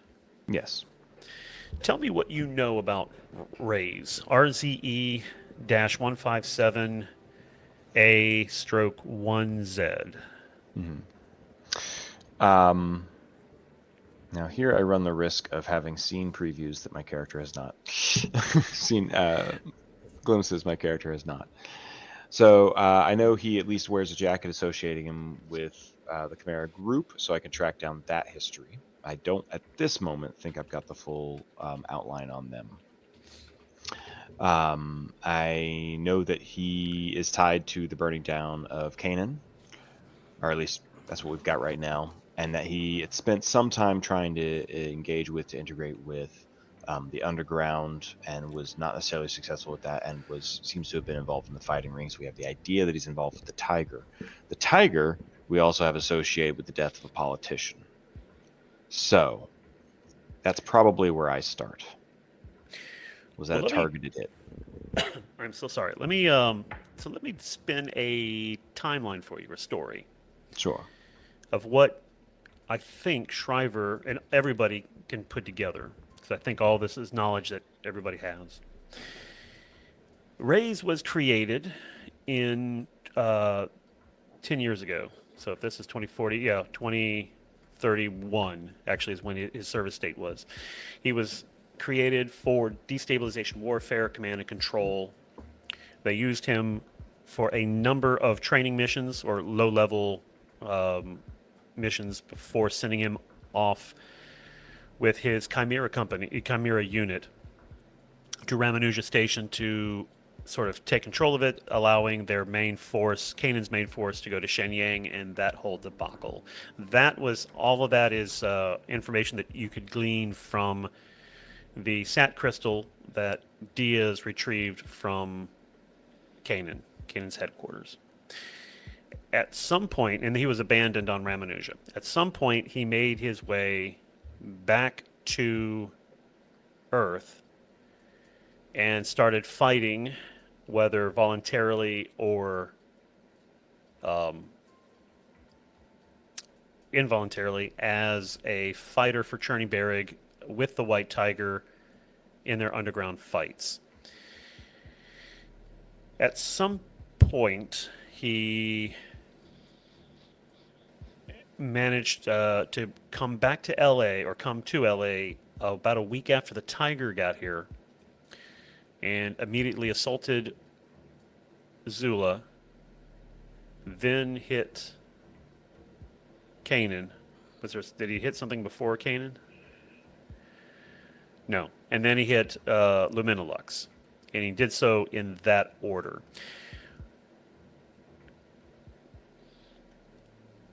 Make an insight roll based on that. Make it because you're at the mainframe. Make it at advantage. Shu, who did you choose? Damn. So, Connell, what you you don't understand look on the stream or something if you can't see the roll. I is can't see it. there's a pattern here. Double crit. Four successes. successes. Oh, wow. So there's a pattern here. He can smell You s- sound. Yeah. And you see it. Well, let's go to Shu real quick. Shu, what contact did you pick? So I think, talking it over with Kai, Okay. I think I want to talk to Serena. Okay. And my thoughts are obviously consultant, so she's freelance. Mhm. Two, she has some connection with the streets and gossip and things that's going on, coupled with some understanding of rep technology. So my hope is that a conversation with her may not get me directly to the pipeline to find out where the fights are happening, but hopefully give me the next step. So let's skip to Diaz real quick. And when Serena reports back in for the sort of the stuff that you put her on, the tasks that you allocated her or pointed to her, she tells you that there's nobody suspicious come in or out of the buses or the terminal, none of the public, I should say the public transportation spaces. And with that, I think you are able to inform her that Shu would like to speak to her. Okay? Is that fair? Okay. Is there anything else that you want to close out with that project, or The main goal Ask her. that I had for her was to see if she can lip read or get some sort of audio feed to understand what was discussed and demanded of during the interaction at the Luminolux, before the doctor was killed, to see if that can help us in any way. okay? So to do that, she's actually going to come to the LAPD. I'm so sorry. And it's there, I think, that Shu and Kai can speak to her. How's that? So let's go back to Shriver with 4 successes, huh? Tell him everything. Yeah, pretty much. Let's see. Well, I think it's clear. Players win. He hit. I think this is the line that you can draw. He hit Kanan out of revenge, which means if that pattern holds, he probably hit Luminolux out of revenge. Now you just have to figure out what was the grudge that he held against Luminolux. The only other people or organizations that he might harbor resentment against is Cherneyberg. It is impossible at this point for you to tell if he successfully hit them or not, because obviously you don't have any contacts in Cherneyberg. But he also might go after the replicant underground. After all, Freysa, who is the leader, did turn him away. It sent him back to Cherneyberg to suffer in those pits. Now, the only one of you four who has had any contact with Freysa in the past would have been Diaz.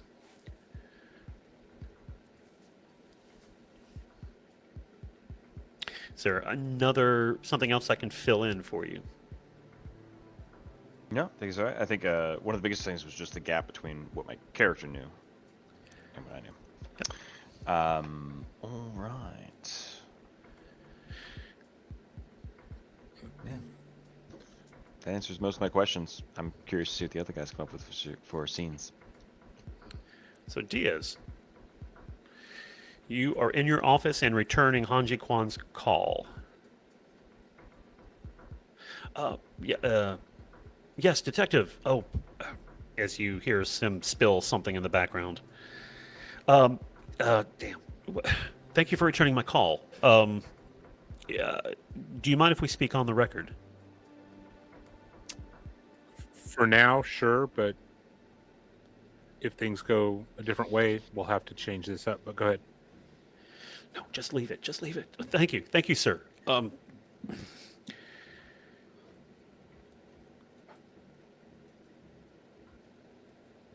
Are you aware? Sorry, I'm trying to connect the dots. Well, first I have some confidential information.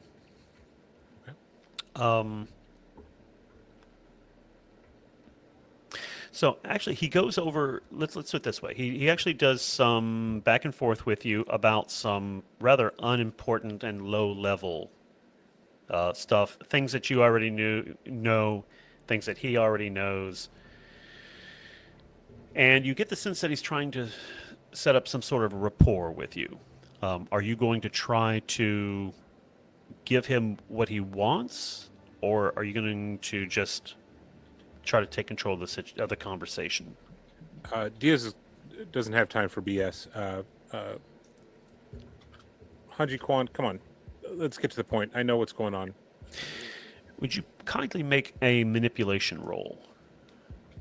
Uh-oh. That might have changed how I did things. The old Jesse roll, I see. Hello? Interesting choice. No. This is called teamwork. As he said at the start, he's taking my luck for me so we can get the last roll. There we go. Thanks, buddy. You're welcome. Yes. 0. I take it was a failure. Yeah, abject. It was a actually. big time, no, yeah. no organic, Yeah. just a 4 and a 3. Ooh, what was that? Uh-oh. Oh, Kana with 2 successes. No, you don't roll dice. Player facing. No, it's unfair. It's not showing in my screen at all. You have 2 Hey, successes. obviously, we're not lying because you can trust our. 2 eyes. That's just so interesting. All right, so you do that, and a silence comes over the line. Cards on the table, detective. I have some very sensitive information.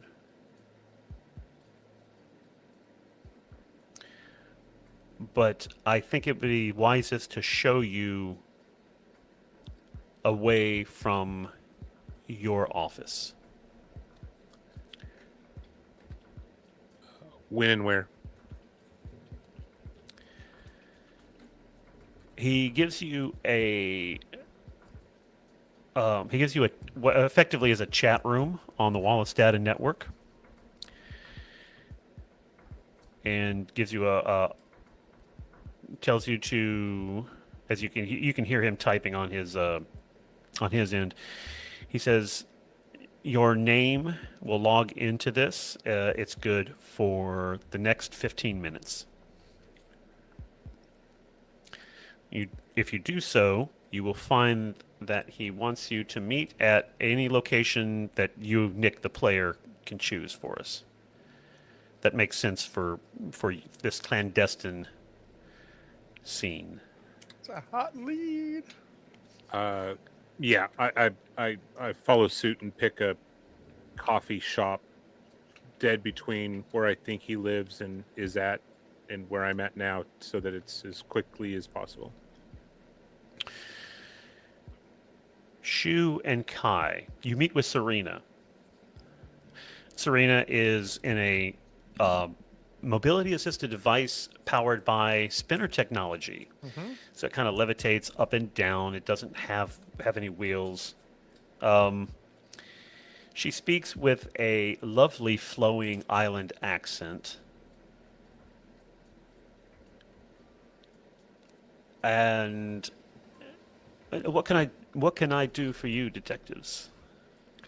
And just real quick, I think Kai, my mind is still not in a good place, so I'm going to ask you to take lead if that's okay. Yeah, that's fine. Yeah, Mhm. I'm just afraid that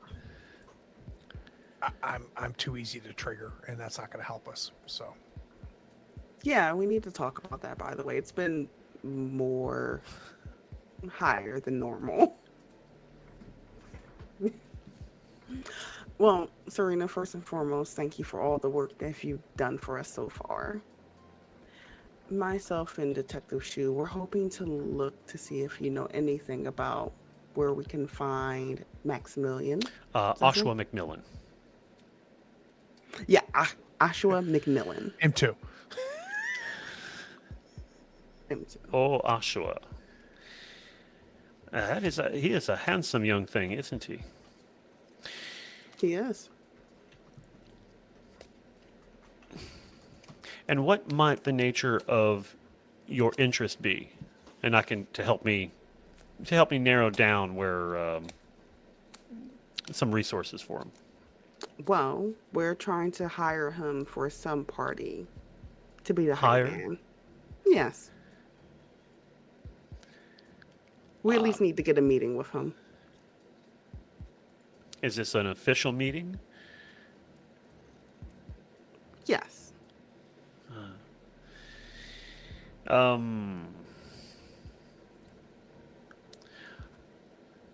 I have some contacts in his circles. I can set up a meeting if that's what you'd like.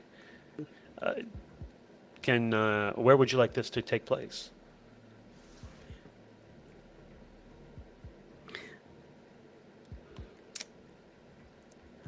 She's gonna choose not to be an asshole right now, but she almost said we can meet at Magda's place, but we won't do that. Totally saw that coming. See, there it is. Yeah, it's fine.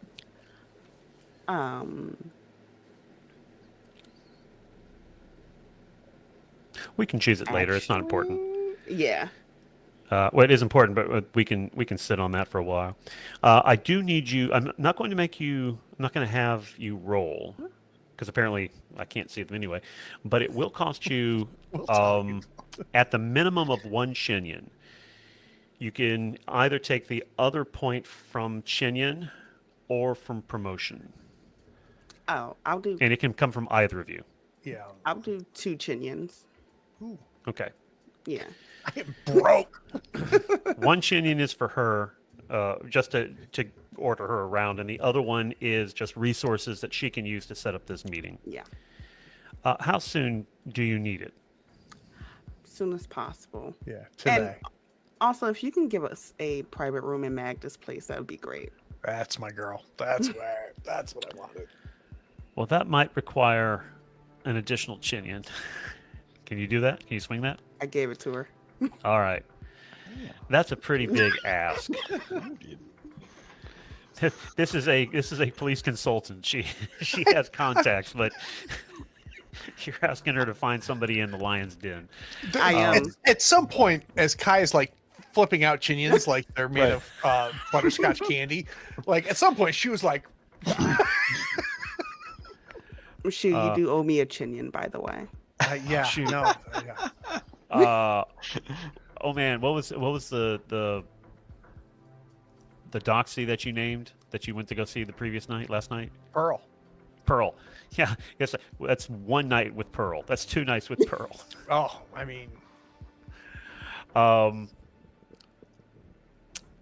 So I think finally, let's go to. Let's. What, I'm sorry. What? I want my chinions all in ones.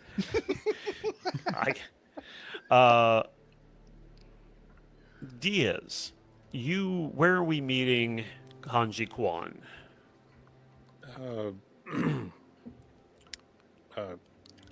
Coffee shop on the ground floor, slum-ish or slum adjacent, public.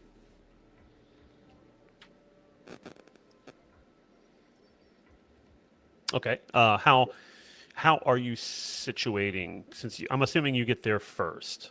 So, do you want obvious escapes covered, or? Yes, back up against the wall, eye firmly on the. I'm imagining like an old,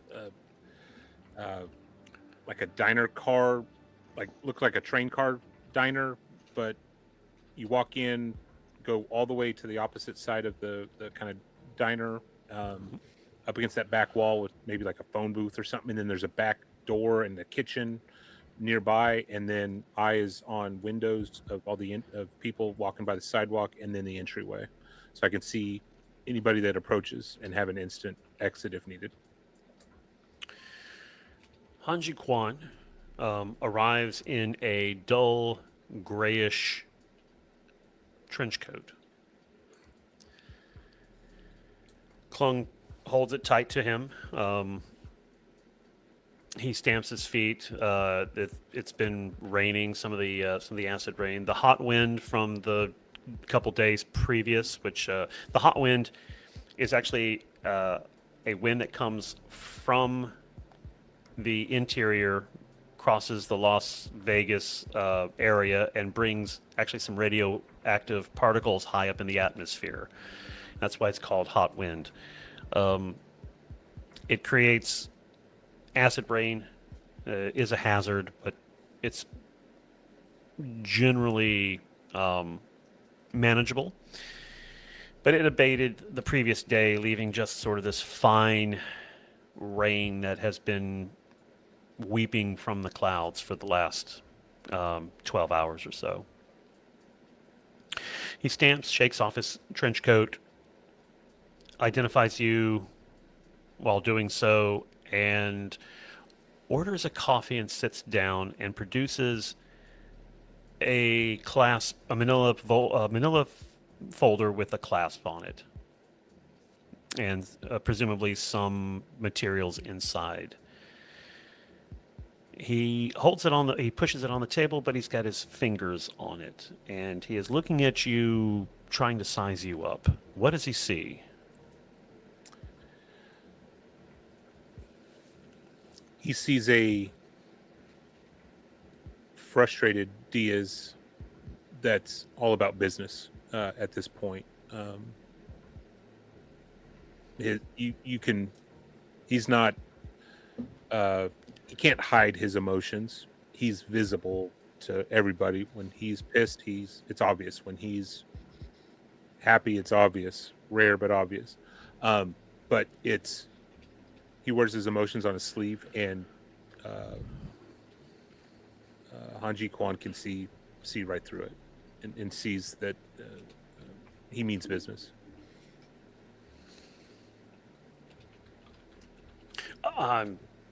Forgive me, please, Detective Diaz. It is not my intention to give you the runaround, but I've been trying to connect some dots.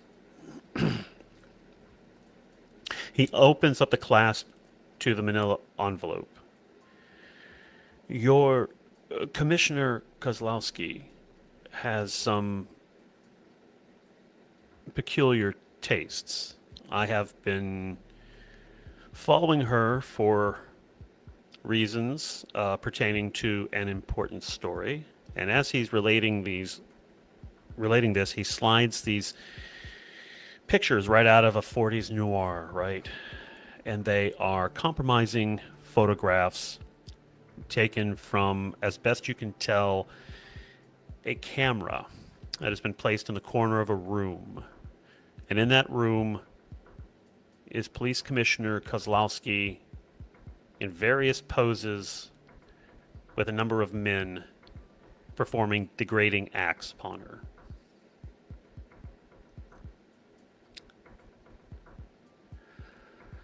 As near as I can determine, there is an agreement with her husband.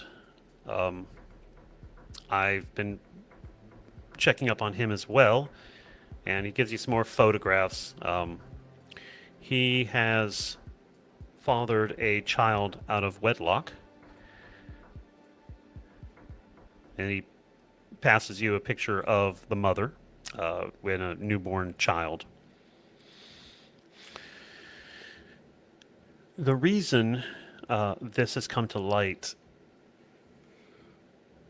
when I noticed that Commissioner Kozlowski was visiting Paradise Evolution, which is the establishment where the photographs are taken. It is an establishment owned by the Cherny-Berrig Syndicate. And this man, as he produces another image of Rue Hoskins, who I don't think you have seen, but he identifies as Rue, has been ferrying her back and forth between before and after her trysts.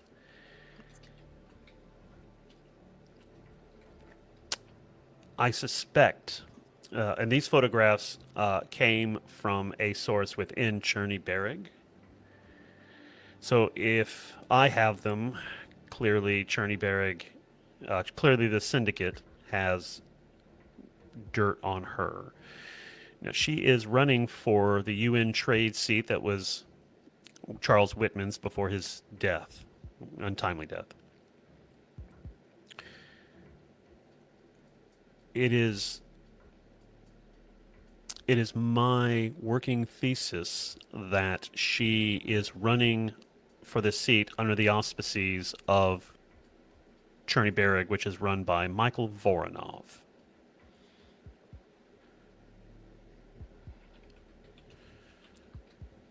I've unfortunately come across a dead end. But I don't need to tell you, I've been on the syndicate beat for 12 years now. I'm nearing retirement, and they just keep getting larger and larger, enough to rival the UN in some of their services. Damn. This is probably will be the last story I run, but I've exhausted all of my contacts, and I've come to you for some help. Off the record, if need be. For now, it's got to be off the record, because these are some serious allegations that others are concerned about as well. This isn't news to me. There are some that have suspicions of weird interactions, not knowing the behind the scenes, but I do believe you're onto something. What can I do to help? And I think we're going to leave it there. Nice. We'll talk about the game after credits.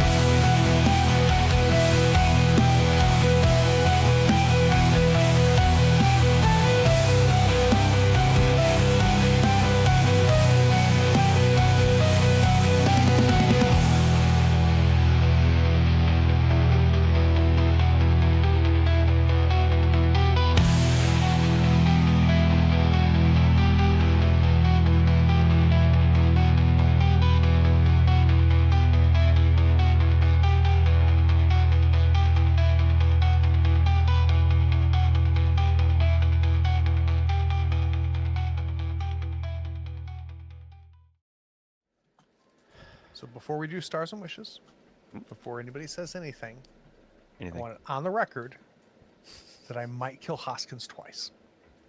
Just saying. like Denzel Washington Equalizer, kill Hoskins. Yeah, but will you though? Oh, You had your, you literally had could have the just shot. said nothing, Jesse. So that was a slow burn episode. No wild chases or crazy violence or heightened action. How do we feel about where we are in the story now? Because we sort of peaked at episode 5, right? That was really intense, and now I think at least my intention was with the story to open it up a bit and make it feel like there's suddenly a lot more going on. I think it fits the genre, right? And fits. When I say the genre, I'm giving Blade Runner its own genre. So it felt for me what I like about this game, because I think when I backed this game a long time ago, I was very worried it was just going to be cyberpunk reskinned inside of the Blade Runner IP. And my pleasant surprise with this game is that it's really a police procedural mystery game. And I think that we have done a very good job with that. So yes, we do need to pull out our blasters. We need some action, just like in the movies. But what makes the genre great is the layers of everything. All of the factions in play, the power players, the levels of influence. It's all dirty. It's all corrupt. The Blade Runners at their surface are powerful and have a lot of jurisdiction. But if we've learned anything about what these movies are about, is that they are pawns. Everybody are pawns. And that's, I feel like that's starting to come into play.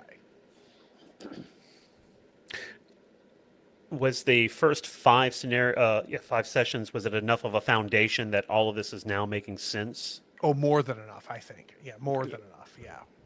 I would in even. fact, go ahead, Nick. I was going to say this is one of the first episodes where things are really connecting and clicking, because there's been so much information. And I'll be honest, Game of Thrones, I struggled for the first 4 episodes, going who the is related to who and how and what.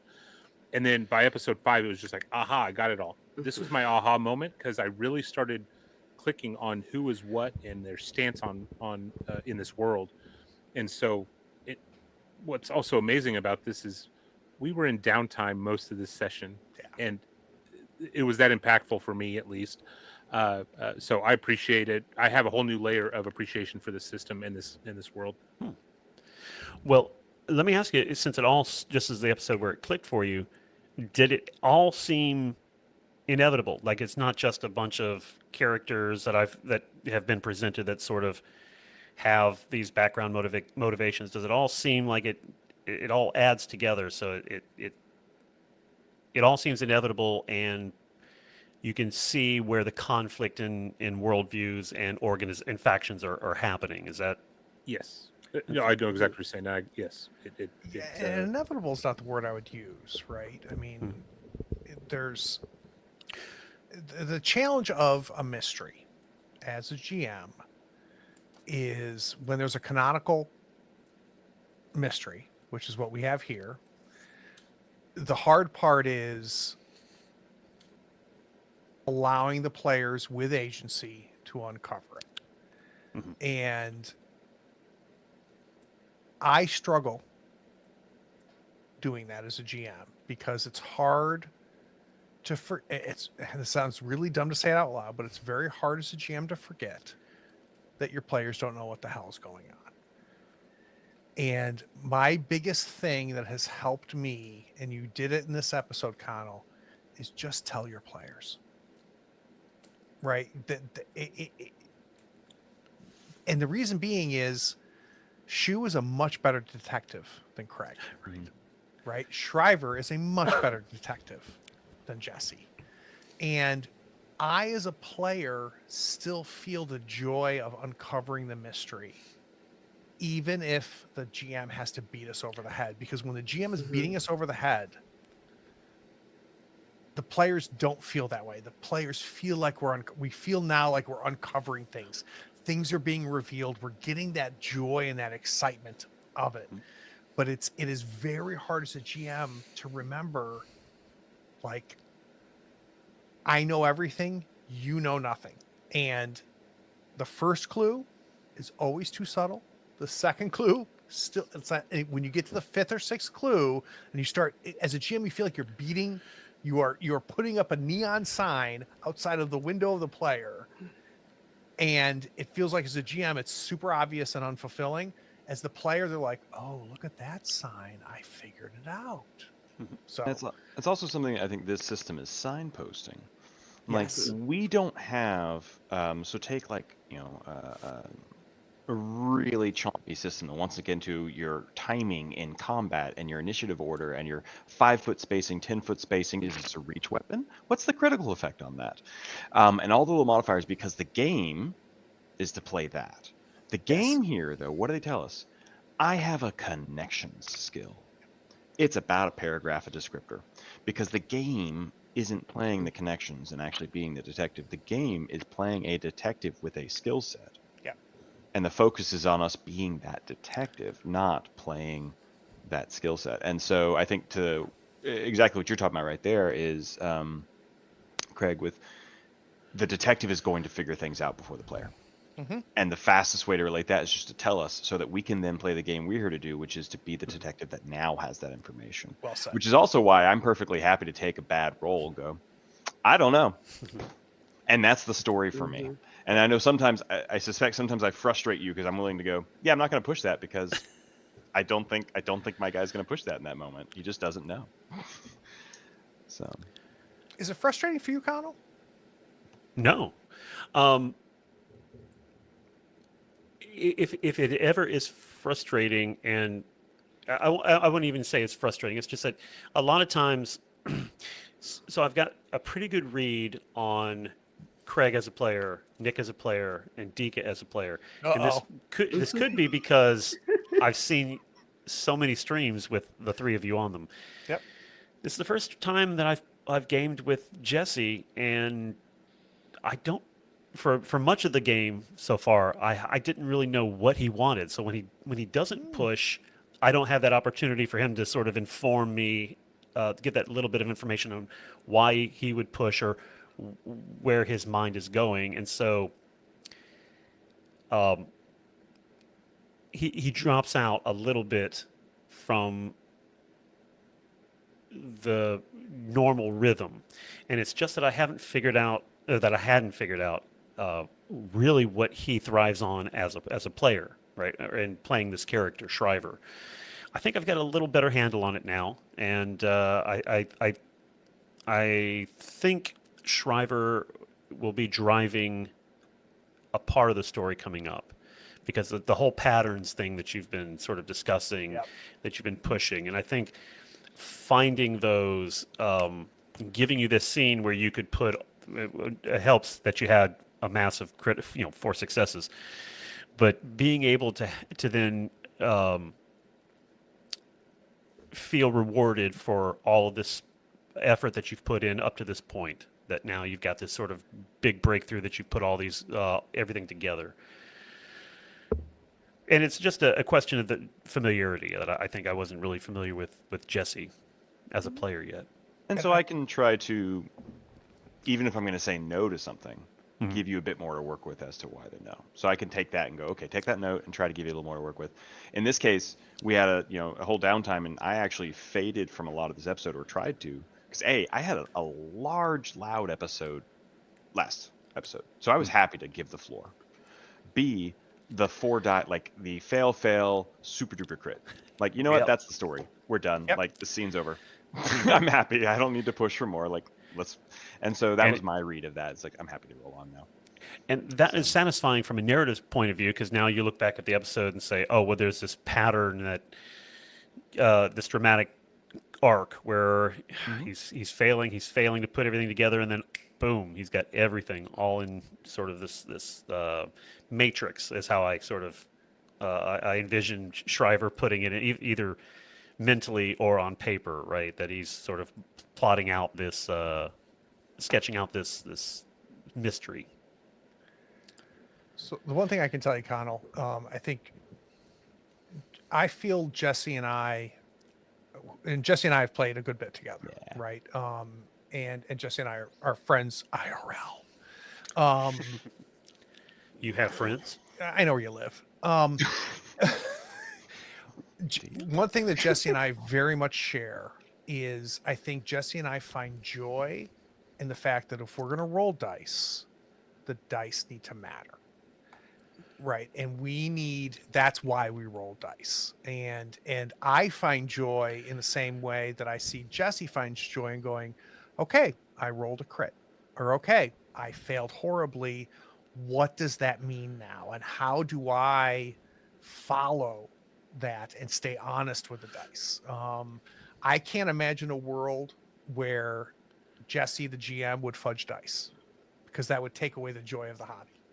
Right. The joy is going, all right, if we're going to roll dice, then we're going to listen to them and we're going to follow them and go.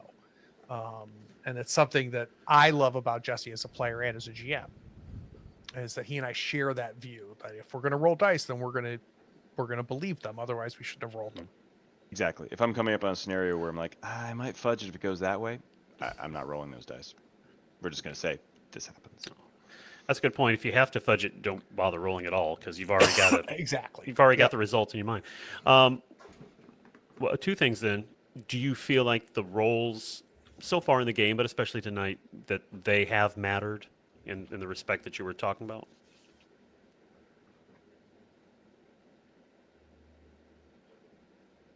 Yes, I'm going to call out one, though. I'm going to do it. I'm going to risk it. I wish we hadn't rolled for the execution shot. Last episode. Now, Craig and I were running with it, and we took the shaky hand, and everything's like, that's now the story. But I did want to, I felt like that would have just been an execution shot, and then we move along. I think that would have tied Choose. I think it would have tied Choose story together. And I think, as I recall, my thought process in the moment was, it's dark. He's hanging out the spinner. I don't think asking for a roll was out of line, but I totally see what Jesse is saying, right? Like, and that's interesting. I never even thought about that, Jesse, because a lot of times where I don't ask for a roll is outside of a combat, right? So I feel very comfortable going, yeah, you would know this. You're really good at this. You would know this.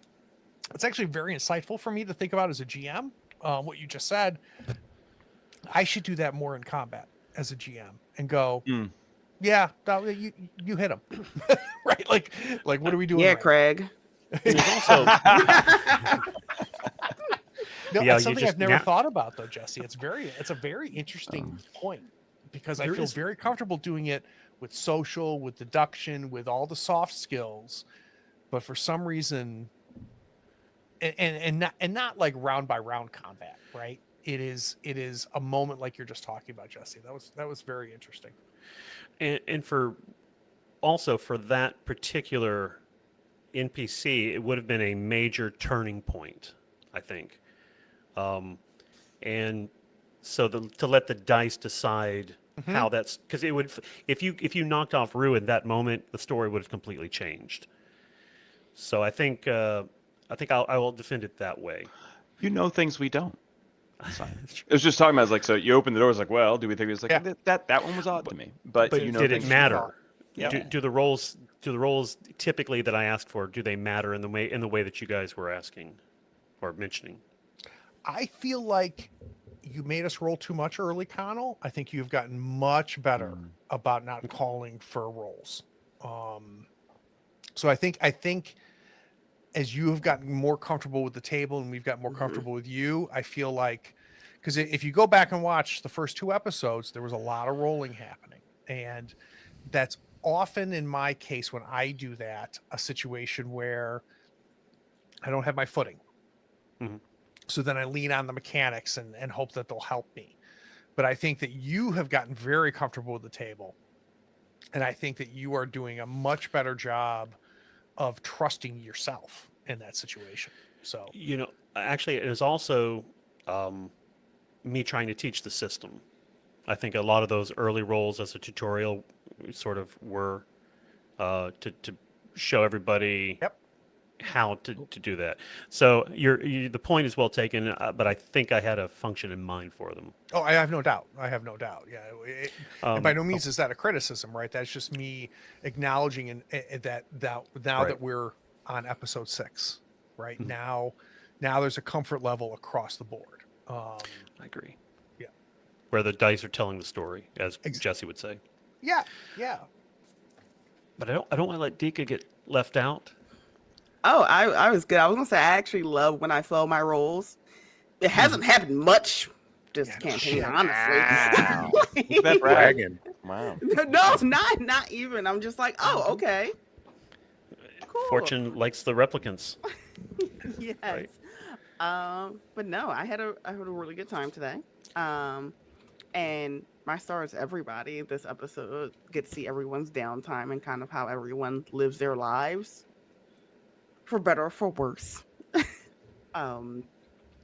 So I can't wait until our characters fully all put it in perspective, because I think we have a good handle on it, and realize how kind of we're all pawns in this. What are you going to do when they figure this out? When it's kind of above them? Well, Dika, how does Dika feel about where the story is going and how it's sort of opened up and moving Oh, I into love more it. political realm now? Oh yeah, I absolutely love it. I love it when you have to kind of keep your head on a swivel to figure out what's going on and seeing who the actual major players are and who's backing who. Like for Jill, or for Skylar, who's actually backing Skylar, who's not known as a human first movement, versus who's backing the police commissioner, and what are they playing at in that case, if that makes sense. Right. So I like it. Is Shanika good at figuring that out? Absolutely not. Well, you kicked us off with your stars. What about your wish? Oh, ooh, I feel like I have a lot of time with Shu. I think I want to get time with everyone else as well. I think that would be one of my wish, but it makes sense in game of why we're constantly sticking together. You're the only one I like. That's why she keeps trying to do this, right? And I think it totally makes sense for Kai to push back on that. But let's be honest, I don't respect Diaz. And the only reason it being is because Diaz has played the game, right? He has been a good Blade Runner. He has played the role, he's done well, and I have issues. So I have a problem with that. And then Shriver is my secret boyfriend in all of this, and That's true. so I push against that all day long because the reality is that I respect the hell out of Shriver, but he's everything I'm not. So that's a problem. I think this will probably come up the more we interact, but there are certain parts of Kai that she'll rather not show anybody else besides Shu. Ooh, that's interesting. Like those grimy, dirty parts to get the information of what she needs. Sign me up, I'm there. And telling the person in charge of the group this information. Yep. It just doesn't feel right. And Shriver doesn't necessarily feel right in that sense, but she could be wrong. We haven't gotten there yet. Well, what's interesting, and this is the beauty of this entire dynamic, is that if there's two characters that are so close to each other from a process standpoint, maybe even a personality, like Shriver and Kai are not that different from each other in the way I think that they view these things, which I think is also interesting. We are discovering as 4 players what I love, which is like who are we, right? Who are these people that start off as just pieces of paper and picking menus in an RPG book? We're now several hours into playing together, and I'm really loving us finding these relationships and finding each other. It's super cool. And so, Nick, are we putting you in a spot then? Because so these three characters have some raw elements, even though Kai's is the most buried, but it's there. And you know, Shu and Shriver wear their issues on their sleeves, but you're the old hat, which means it's like you're managing this kindergarten, and that means you're always a little bit outside. Are we as players not doing enough to make sure to pull you in and give you opportunities to step in as well? Because it could be easy for us to get hung up in everything we're talking about right here and just being our own little emotional selves. Yeah, as a player, no, not at all. I love it, and I'm partially jealous as a player. Going, I'm that type of person that likes to be involved with everything, right? But no, I'm loving playing the character as kind of the, you know, the opposite side of the coin of what my personality is, you know, very reserved and not marrying this girl that is all in love with me like that. Like come on. It's just, I'm enjoying exploring that space. So no, I'm enjoying every moment, and anytime that the up and coming crew is acting as an up and coming crew, it just means I need to lean heavier into me being the old grump that is doing his own thing and trying to throw them a bone and either help build them up or forget about them. I feel like the three of us are poking at Diaz, and I think we're going to have a moment where Diaz puts down the hammer, and I'm really looking forward to that. Yeah. So, Nick, follow up with your stars and wishes. I really enjoyed watching Craig explore the internal, you know, things with at the club, getting drinks and shaking and just going through your own internal emotions, and seeing you explore that, knowing you as a player, but also now seeing this character explore it. Like I thought it was fascinating and wonderful to see. So thank you for doing that. And then I guess the wish is originally it was going to be increasing tempo to get, but you nailed it at that last nugget, and I don't have any other wish right now, and I can't think of anything else. So I'm just going to say you nailed it before I was able to say it. So, well done. Maybe you should get the star. I'm sorry, Connell. You get the star. Well, you don't have to take mine away to give it to him. Do it. Two stars. You keep leaving me out of all the conversations there, Craig. This is more pleasurable than just neglecting him the first time. I love it. Here's a star, Craig. Nope. Exactly. Jeez. Star. Nope. Jesse. Stars and wishes. Stars and wishes. So, I really did love. Connell, I'm going to give you the talk for like pulling this story together. This was like in a hard episode to get the bits together. To go, okay, we've had the action, we built up to a climax, and then the things connecting, gluing together. It's hard to get that and the pacing. So you're my star on this one. Yeah. So you get that. Well, thank you. Actually, but you're right. I actually probably stressed more over this episode than any other because I had zero idea of how to sort of pull everything together until in the moment. So everything tonight was more or less extemporaneous. That's the joy of this, though. Embrace that feeling, Connell. Trust that you know this world, that you know your characters because you have many of them. Like, this is the joy of GMing is just trusting your ability to react. So well done. And I couldn't have done it though if I hadn't laid all the groundwork in these other episodes. So thank you, Jesse, for noticing that. It makes me feel like I'm doing the job. So wishes. Yeah, actually, just sort of pursuant to the whole conversation we've been having here is I hope that we can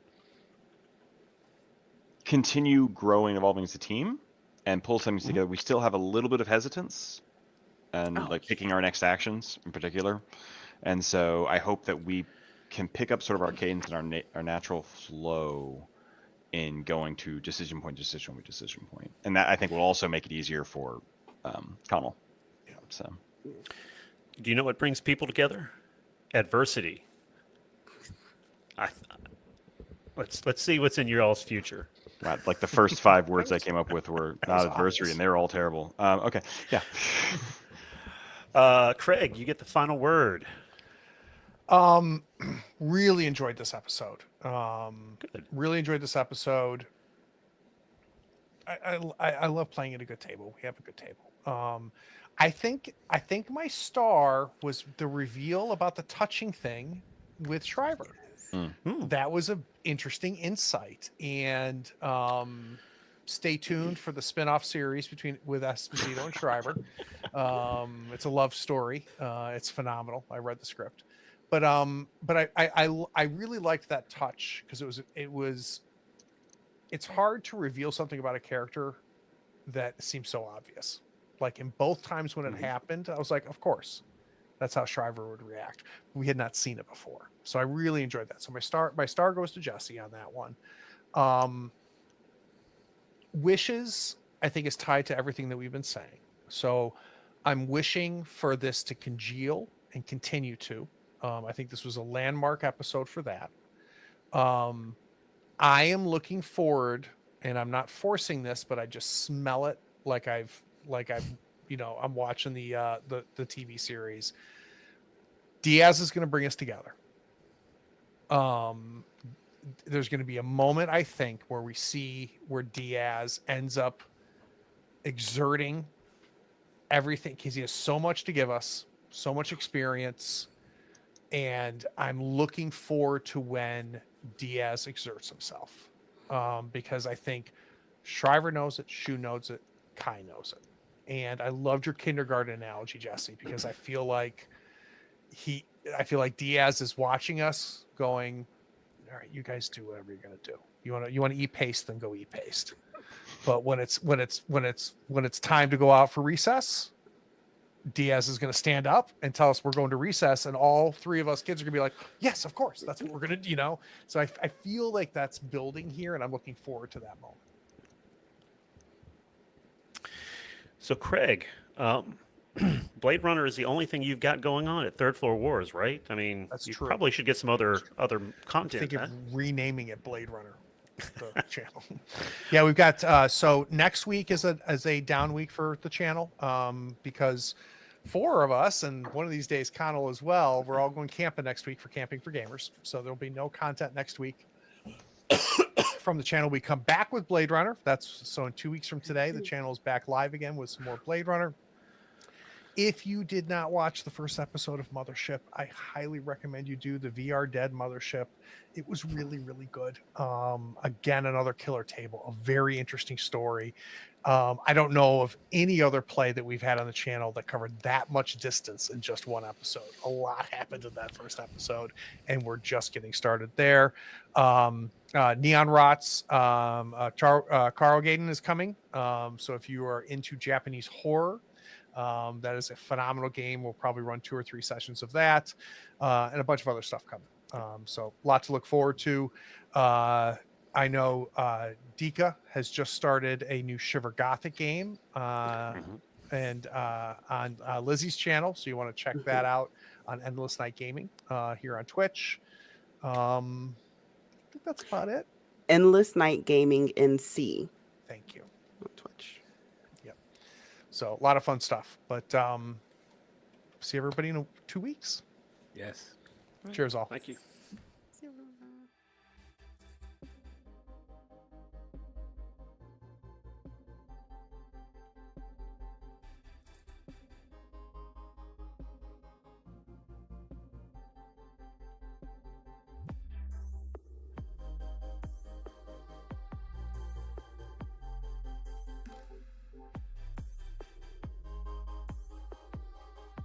Howdy, friends. Thank you for watching. All our content is archived and organized in playlists on the Third Floor Wars YouTube channel. Check it out. And if you could like, follow, subscribe, and even set your notifications to this channel on YouTube and Twitch, we'd appreciate it, and it'll make sure that you catch all of our content.